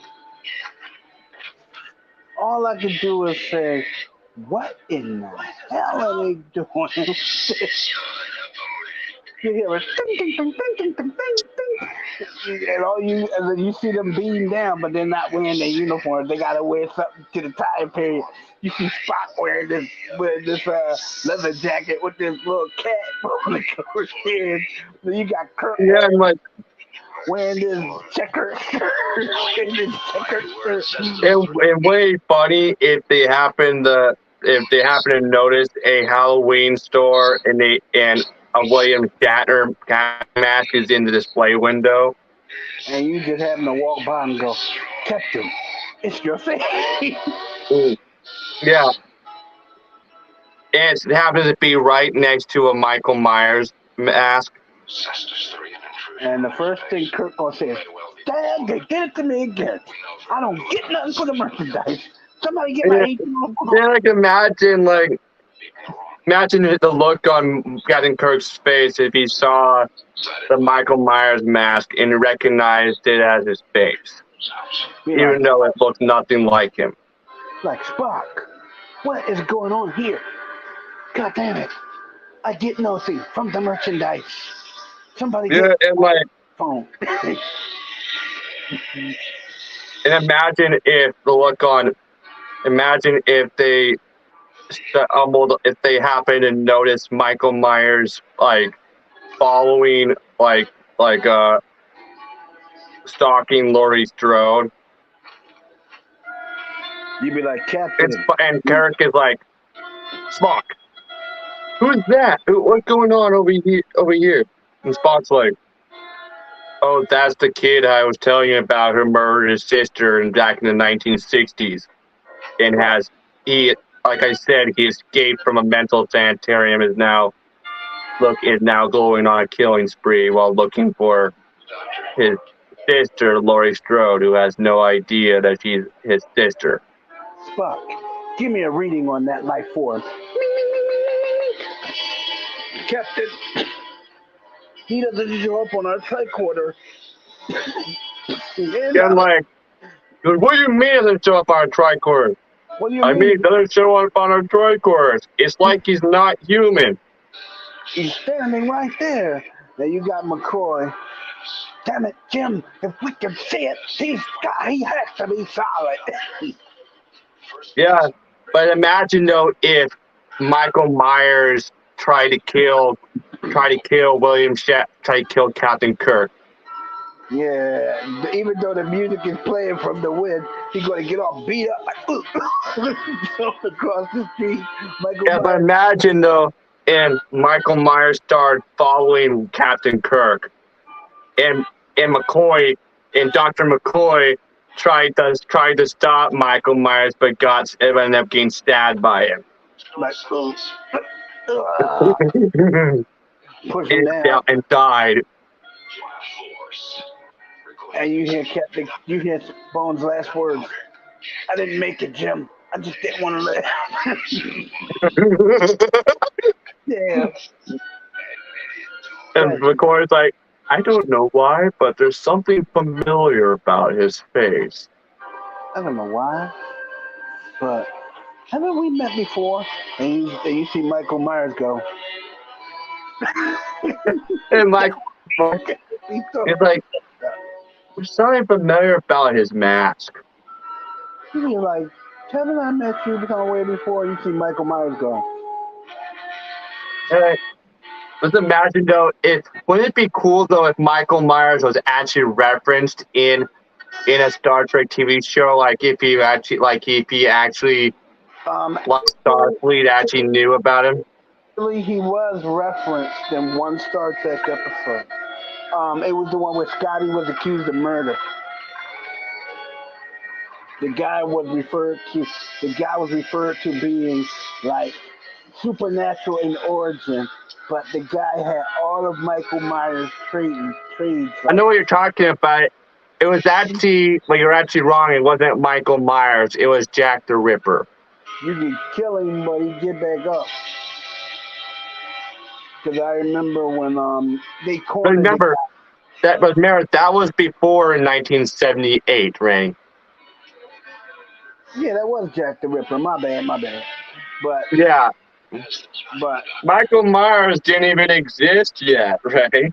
No, he didn't, but Jack the Ripper did. And I think they did rip some of those attributes off of Jack the Ripper.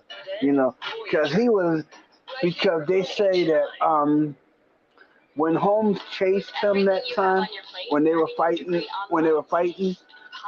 he was wounded in a sword fight with Holmes, fatally wounded, and the guy got up and walked away. Come on.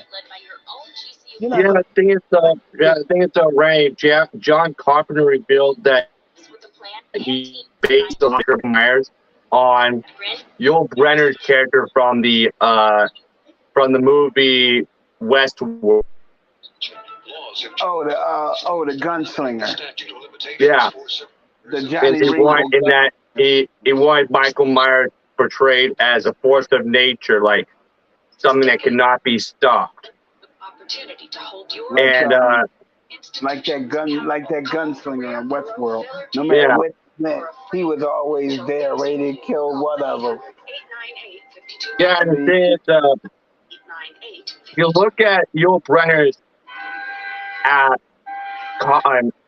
cowboy outfit in Westworld, you would notice that it's the exact same one that he wore in that one Western movie called Magnificent Seven. Yeah. It's basically the same outfit.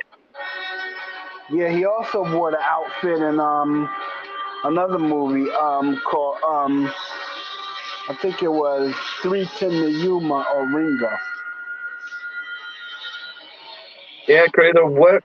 Yeah. Because a guy named Yakimo did the stunts for him. Where Johnny Ringo was supposed to kill this guy. He was supposed to throw him from the train, and you saw Yakimo fall off the train and die. Yeah, Ray, you probably know this, but when they were doing Halloween 4, when they originally wanted to use the original Michael Myers mask in Halloween 4, but couldn't find it, this actually led to the original Michael Myers mask being used on the official Halloween 4 movie poster. Come on. Yeah. Wasn't the rumor that somebody had took it? Yeah, but it turns out, it's why. And the person who when it popped up again years later in the possession of some dude who had been preserving it for the last few decades, it had aged very poorly because of the material that it was made of, and also because of all the dry sweat that was inside of the mask from it being worn and those many times during Halloween 1 and Halloween 2.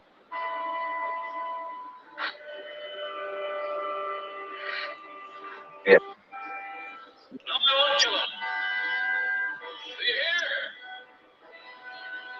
Get your entertainment someplace else.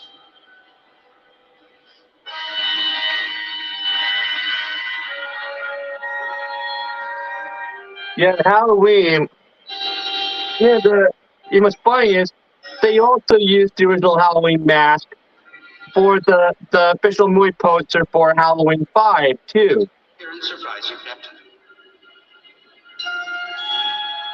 Yeah, so basically, because of them not being able to find the original mask, Earth years old. they had to use a mask that was they basically used they end up using a mask that was a Michael Myers inspired mask from a drugstore. Therefore, Which is why in Halloween 4 it just looked like a mask, like like a mask that was had very Michael Myers like. if you like, When you air that movie, and I know you're going to do it, no. I know you're going to air it, so don't deny it. You did it with the Red Hood movie.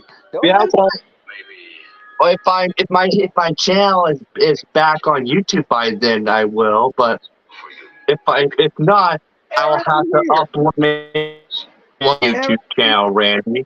Here, For me to reach air it the on weak, here. you That's are all you do. savage. Air it on But here. there is hope. We will Make not. the Yeah, but for me to do that, I'll have to email you it to my computer that's in my office because yeah, I would have to email you, but I would need to get your. I would have to. You would have to send me your email so I could actually send it to you on my computer because I don't have Gmail on my computer. I would have to install it and then log into it. And Yeah, and then I would have to be able to send. Then I have to use it just to email you the official movie trailer for Halloween with Death of Michael Myers. and I'll air So it. you can upload that to your channel. And I'll air it. I mean, And then I would have to email you the movie itself so you can also upload the movie. Yeah, but of course it'll have to have an age restriction placed on because it is straight up rated R like all the other Halloween movies. Captain, And yeah, but it's gonna be like a straight up sequel, like what I would be interested in knowing what finally happened. like it'll be like basically it'll seem like a sequel to the original franchise, Phil, did you know? but it'll basically be what the one that had Michael Myers, the one that Buster Rhymes started So, should have been. Basically, what that movie should have been, never mind, Mr. Spock. yeah. like what should have been, instead of it being about a film crew filming a reality TV show in Michael Myers' childhood home. Well, that gives us a Yeah, like, I mean, yeah, it's still crappy though, man. I that mean, movie was crappy. Like it was like I gotta They're the agree. Trinity of superheroes. Sounds like it could be important. On a trio of shows. I knew. Yeah, man, like One place. that whole scene with Buster Rhymes in full costume as Michael Myers. Man, come on, it's just so great, so like cheesy. Like What's so cheesy is that they went through the thing of doing it, and everybody says, "Oh, he's doing an homage to Michael Myers." Yeah, save it. and then there's the cheesy line that he says to Michael Myers, which was "Happy Halloween, motherfucker." I know. I'm like,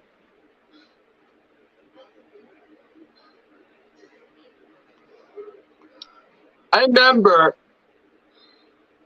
when I was writing the script for Halloween, the Death of Michael Myers, which was back when Tony Garcia and I were still friends and he was still attached to the film. There was one funny thing he actually said to me, Ray, which was, make sure you do not include a line like the cheesy line from that one Halloween movie where Buster Rhymes was in. Like the cheesy line, like the one he said to Michael Myers, "Happy Halloween." Don't include that. Happy Halloween, motherfucker. I'm like, actually, it wasn't Happy Halloween. It was Trick or Treat, mother. Yeah. I'm like, ugh. And the fact that he said that to Michael Myers. Are you crazy or are you stupid? 'Cause The nobody. fact that was Busta Rhymes' acting debut in a film.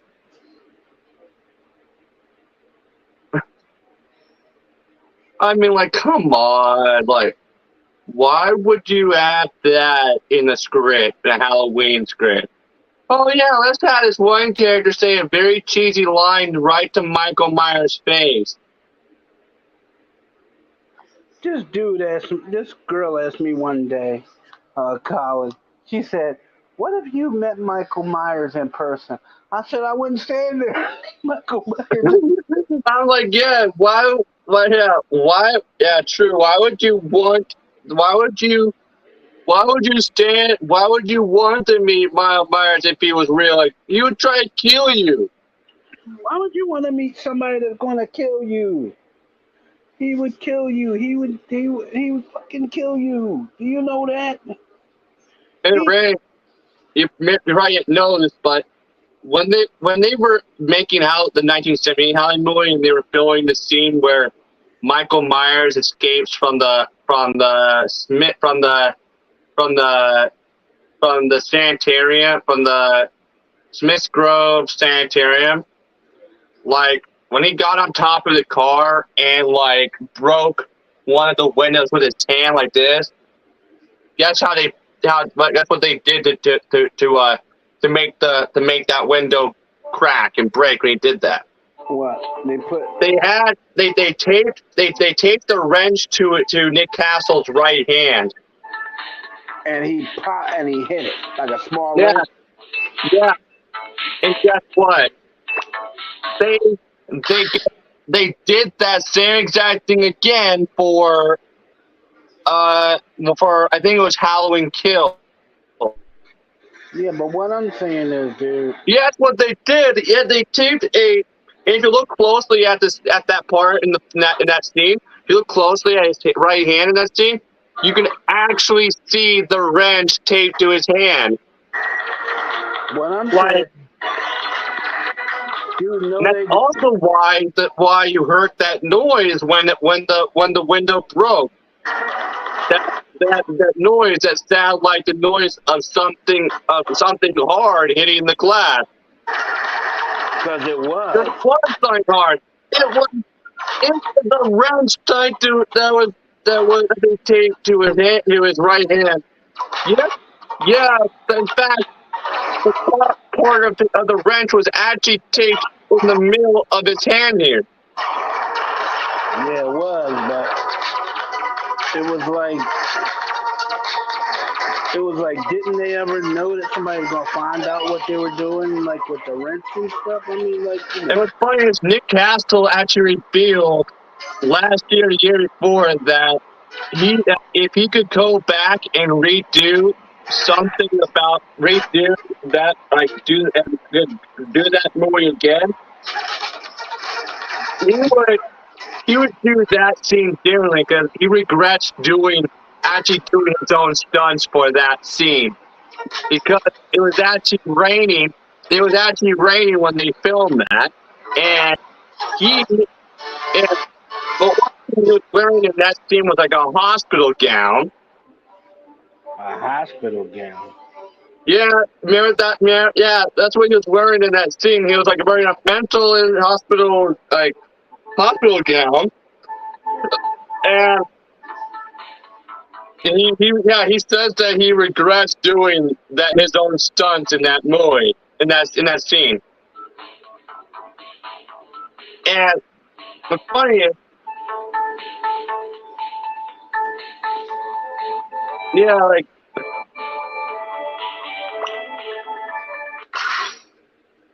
That's what I'm saying.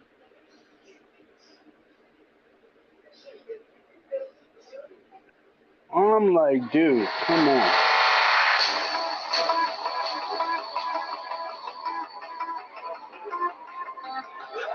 I was like, come on. I mean, I remember every time I watch Halloween 5, Randy, there's this one, I always notice this little error that they made with Michael Myers' mask in this one scene. There was that scene where he trying to get to Jamie Lloyd and like he's upstairs in the bedroom of Mike. She's upstairs in the bedroom that belonged to Michael Myers' sister, or the one that he killed. And Mary, he's trying to get to Jamie Lloyd. He literally punches a hole to the door to get it open. If you look closely at his eyes in that scene, you'll notice that he's wearing some kind of dark purple colored eye contacts in that scene. Like they were trying to create the illusion of you not being able to see his eyes. But instead of doing how they did in the first two movies, which was using shadows, which was covering his eyes with shadows, they did show it to a completely different, which was they added special, like, dark purple colored eye lenses to the mask, Randy. dude. For one shot. It was only in that one shot when he made that error there. And I was wondering how they pulled that one off. I mean, come on. They had to do something. Michael, I mean, it looked better when how they did it in the first two movies, which was using shadows to cover his eyes when he was wearing the mask. But when they did how they did in Halloween 5, and they only did for that one shot in Halloween 5, Dean. Ray, that one shot, that one shot in that scene in Halloween 5. It's the only thing where you see those lenses in the mask, right? Every other scene in the film, you don't see those eye lenses in the mask. It's like they were trying to make it obvious that they were using the eye lenses to create that illusion. I mean, We're trying to make then. what were they trying to do? Scare everybody? It's like, remember when Michael Myers wears the mask, you somehow can't see his eyes. You just see blackness where the eye holes are. But then there was Halloween H2O 20 years later, where you can actually completely see his eyes the whole time. And Ray, if you remember in Halloween H2O 20 years later, they forgot to make his eyes look all messed up and damaged. Remember his eyes were supposed to be permanently messed up from Laurie Strode shooting him multiple times in the eyes in the ending of Halloween 2. I know. He's supposed to be In Halloween H2O 20 years later, you see his eyes the entire time. You see his eyes in the mask the entire time, and they look normal. They look like blue eyes, regular blue eyes. I know. And he's supposed to be messed up from that girl hitting him multiple times in his eye, his face. Remember in Halloween 2 when she shot him multiple times in the eyes, and he starts doing this? Yeah. That's crazy. I mean, The fact that Dr. Stan Loomis had the balls to blow himself and Michael Myers up. that's crazy. Remember when that happened in Halloween 2? Yeah. Why would he do that? I was like, what the? And lighter that he used to do that in that scene happened to be the one that police officer gave him earlier in the movie. The one that the police officer used to light the cigarette with, right? Yeah. We know why. You know why Dr. Sam Loomis tried to do that, right? Why he wanted He to get knew that it was the only way to stop Michael Myers because Michael Myers would not stop. He was just continuing. He was just going to continue to kill people. So, but sadly though, it didn't work though because Michael Myers came back in Halloween 4, and Dr. Sam Loomis was permanently scarred had scarred on his body from the explosion. And what's funny is at first Donald Pleasence was actually hesitant about when they approached him to return for Halloween 4 because he was like, but I died in Halloween 2. But then they explained to him how Dr. Sam Loomis is still alive. Now he survived the whole explosion, and he was like, okay, I can come back. Sure, I'll come back. I'll come back and kill Michael Myers for you. No problem. And the point is, Donald was asked why he was choosing to do all these Halloween movies, and he was like, he said because it's something different than art. It's completely different from anything other stuff I've done, and I'm just gonna keep doing them until movie 67. Family around there. Yeah, he's gonna stop around in a high number like that. Well, sadly, he died in the late 90s after doing Halloween, the Curse of Michael Myers. That's crazy.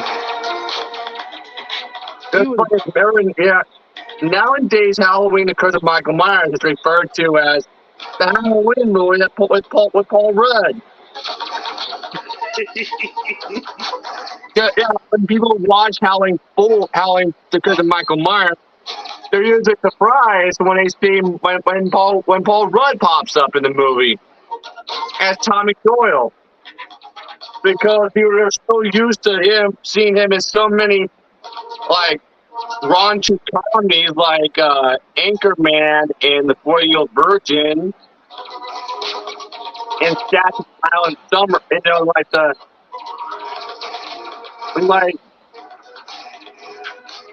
I know, it's crazy.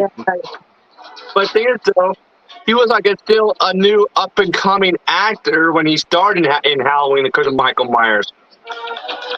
It was his second movie that he starred in. His first movie before that was the movie Clueless. With Alicia Silverstone. Yeah. And then he went on to star in that summer camp movie.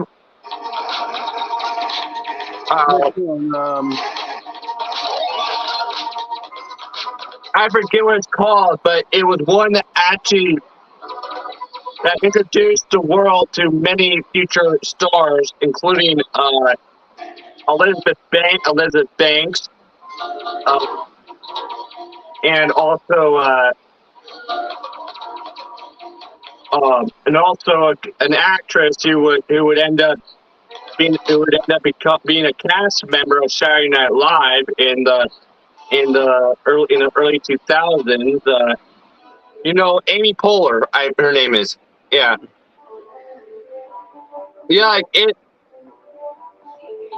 Then after that, Paul Rudd went on to star in The 40-Year-Old Virgin and Anchorman, Legend of Ron Burgundy.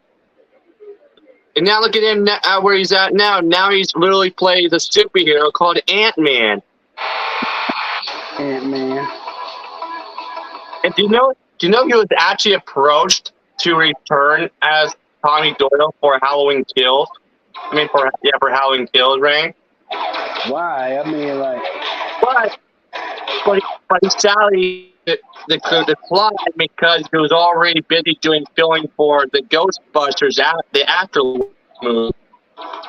And so, but he revealed that he definitely would have returned if he was able to. He would have loved he would have loved to return to the Halloween franchise. Really? Yeah, they approached him because everybody approached him with the possibility of him returning and asking him to return for Halloween Kills. They thought it'd be cool to bring him back, and it'd be a great idea to bring him back as Tommy Doyle because he did a good job, such a great job as Tommy Doyle in Halloween Kills of Michael Myers back in the 90s. And they thought that it would be a cool little callback to the original Halloween franchise if they brought him back. But sadly, it wasn't meant to be, and they ended up having to bring in Anthony Michael Hall as the adult Tommy Doyle for Halloween Kills. Yeah, the reason why they didn't have the actor who played Tommy Doyle back in 1978 for Halloween Kills is because he's really hard to find, and also because he has a criminal record nowadays. Ray, Who? the actor who played Tommy Doyle back in the original Halloween movie in 1978. You know, remember the kid who played Tommy Doyle back in 1978? Yeah, he grew up to end up having a criminal record, Ray. Yeah. He Also, had a drug conviction, right? And also, you only do like you didn't do the big art movies anymore. You just do like independents mostly.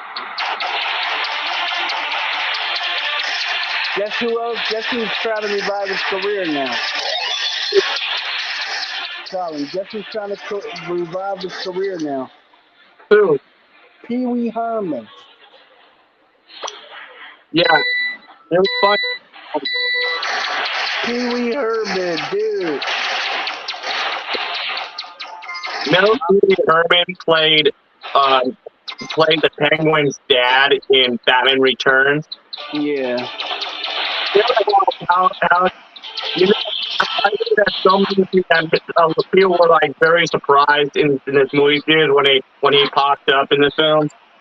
Nobody's gonna let him play their dad.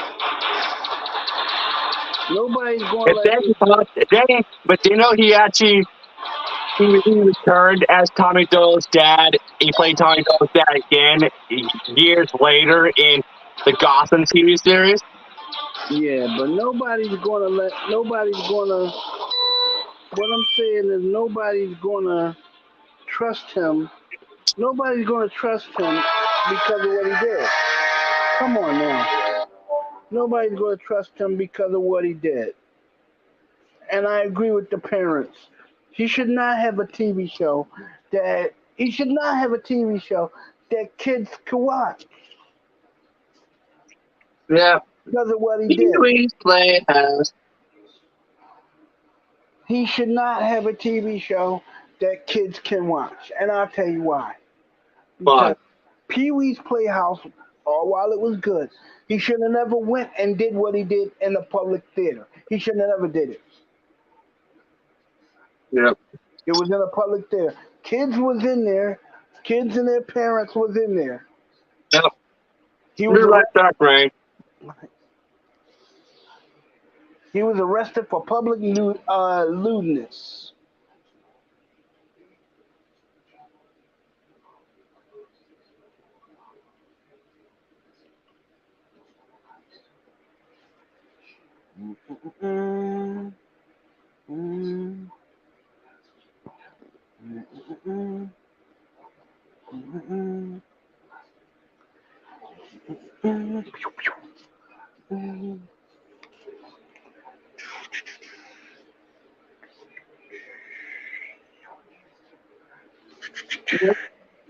I'm back. Hey, Ray.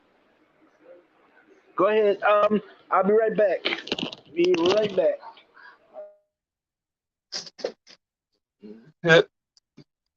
Yeah.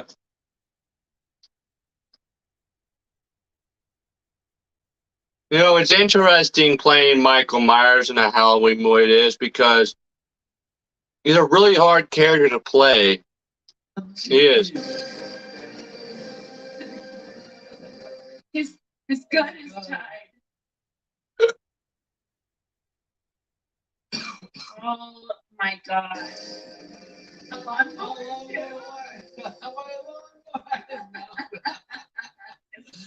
What?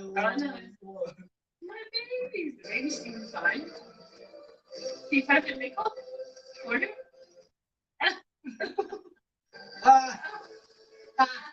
Looks kind of like him too. Oh my gosh. Oh my gosh.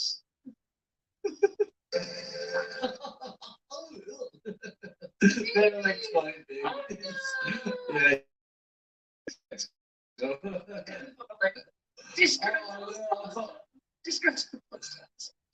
Oh my god. Oh my gosh.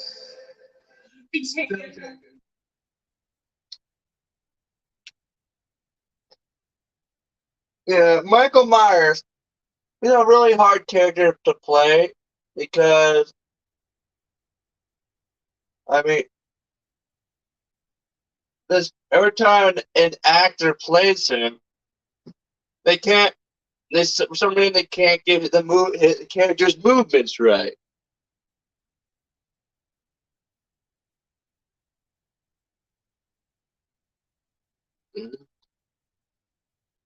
Yeah, and also when they play him, every time that an actor has to play Michael Myers, they have to find a way to make him scary and terrifying while also being quiet and stealthy too, and it's very difficult.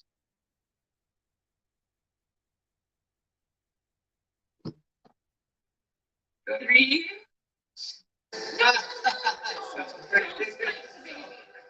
Don't spike me. Don't. Oh my gosh. Oh, it is so many nailed it. Jane. There's a Jane. The chalk. She thought he urinated himself. The chalk. Big time.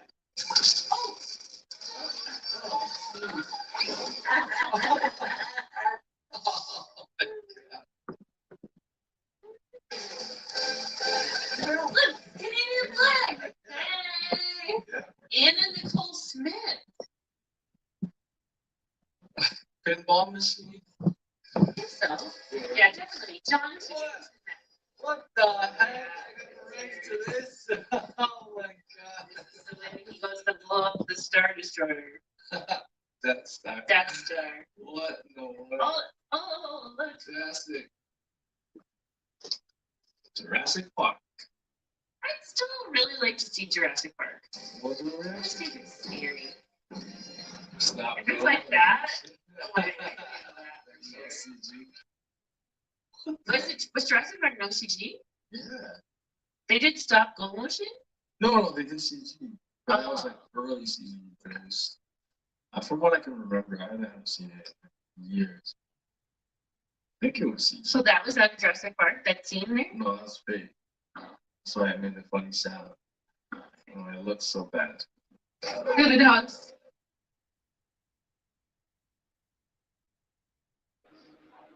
Hey, man. Yeah, right. Yeah. The funny thing about Michael Myers is that he's a really difficult character to play. It turns out. Hmm. Yeah, because that's why every time you see that's why every time you see one of the Halloween sequels, the person playing him just can't quite get the Michael Myers movements right. Like, remember in Halloween, like in Halloween 4, like the ending of Halloween 4, when he's like when the chick runs him over with the truck, and remember, he ends up getting shot up by the sheriff and the police. The way he's being shot, he's like this, he's like a robot. Yeah. It's a very difficult character to play because every time people try to do his movements, they just can't quite get them right. Like, it's like they try their best to mimic what everything that Nick Castle did. Yeah, but you can't do it because you're not him. Yeah, and it's also when every time an actor plays, then they have to deal with the restrictiveness of the suit, which is actually called an oversuit, by the way. Mm-hmm. Yeah, the suit is very restrictive. Even I know this for a fact. Is like even when I wear it, every time I wear it, I had to deal with some restrictions by moving. So Yeah, no. And like his character is.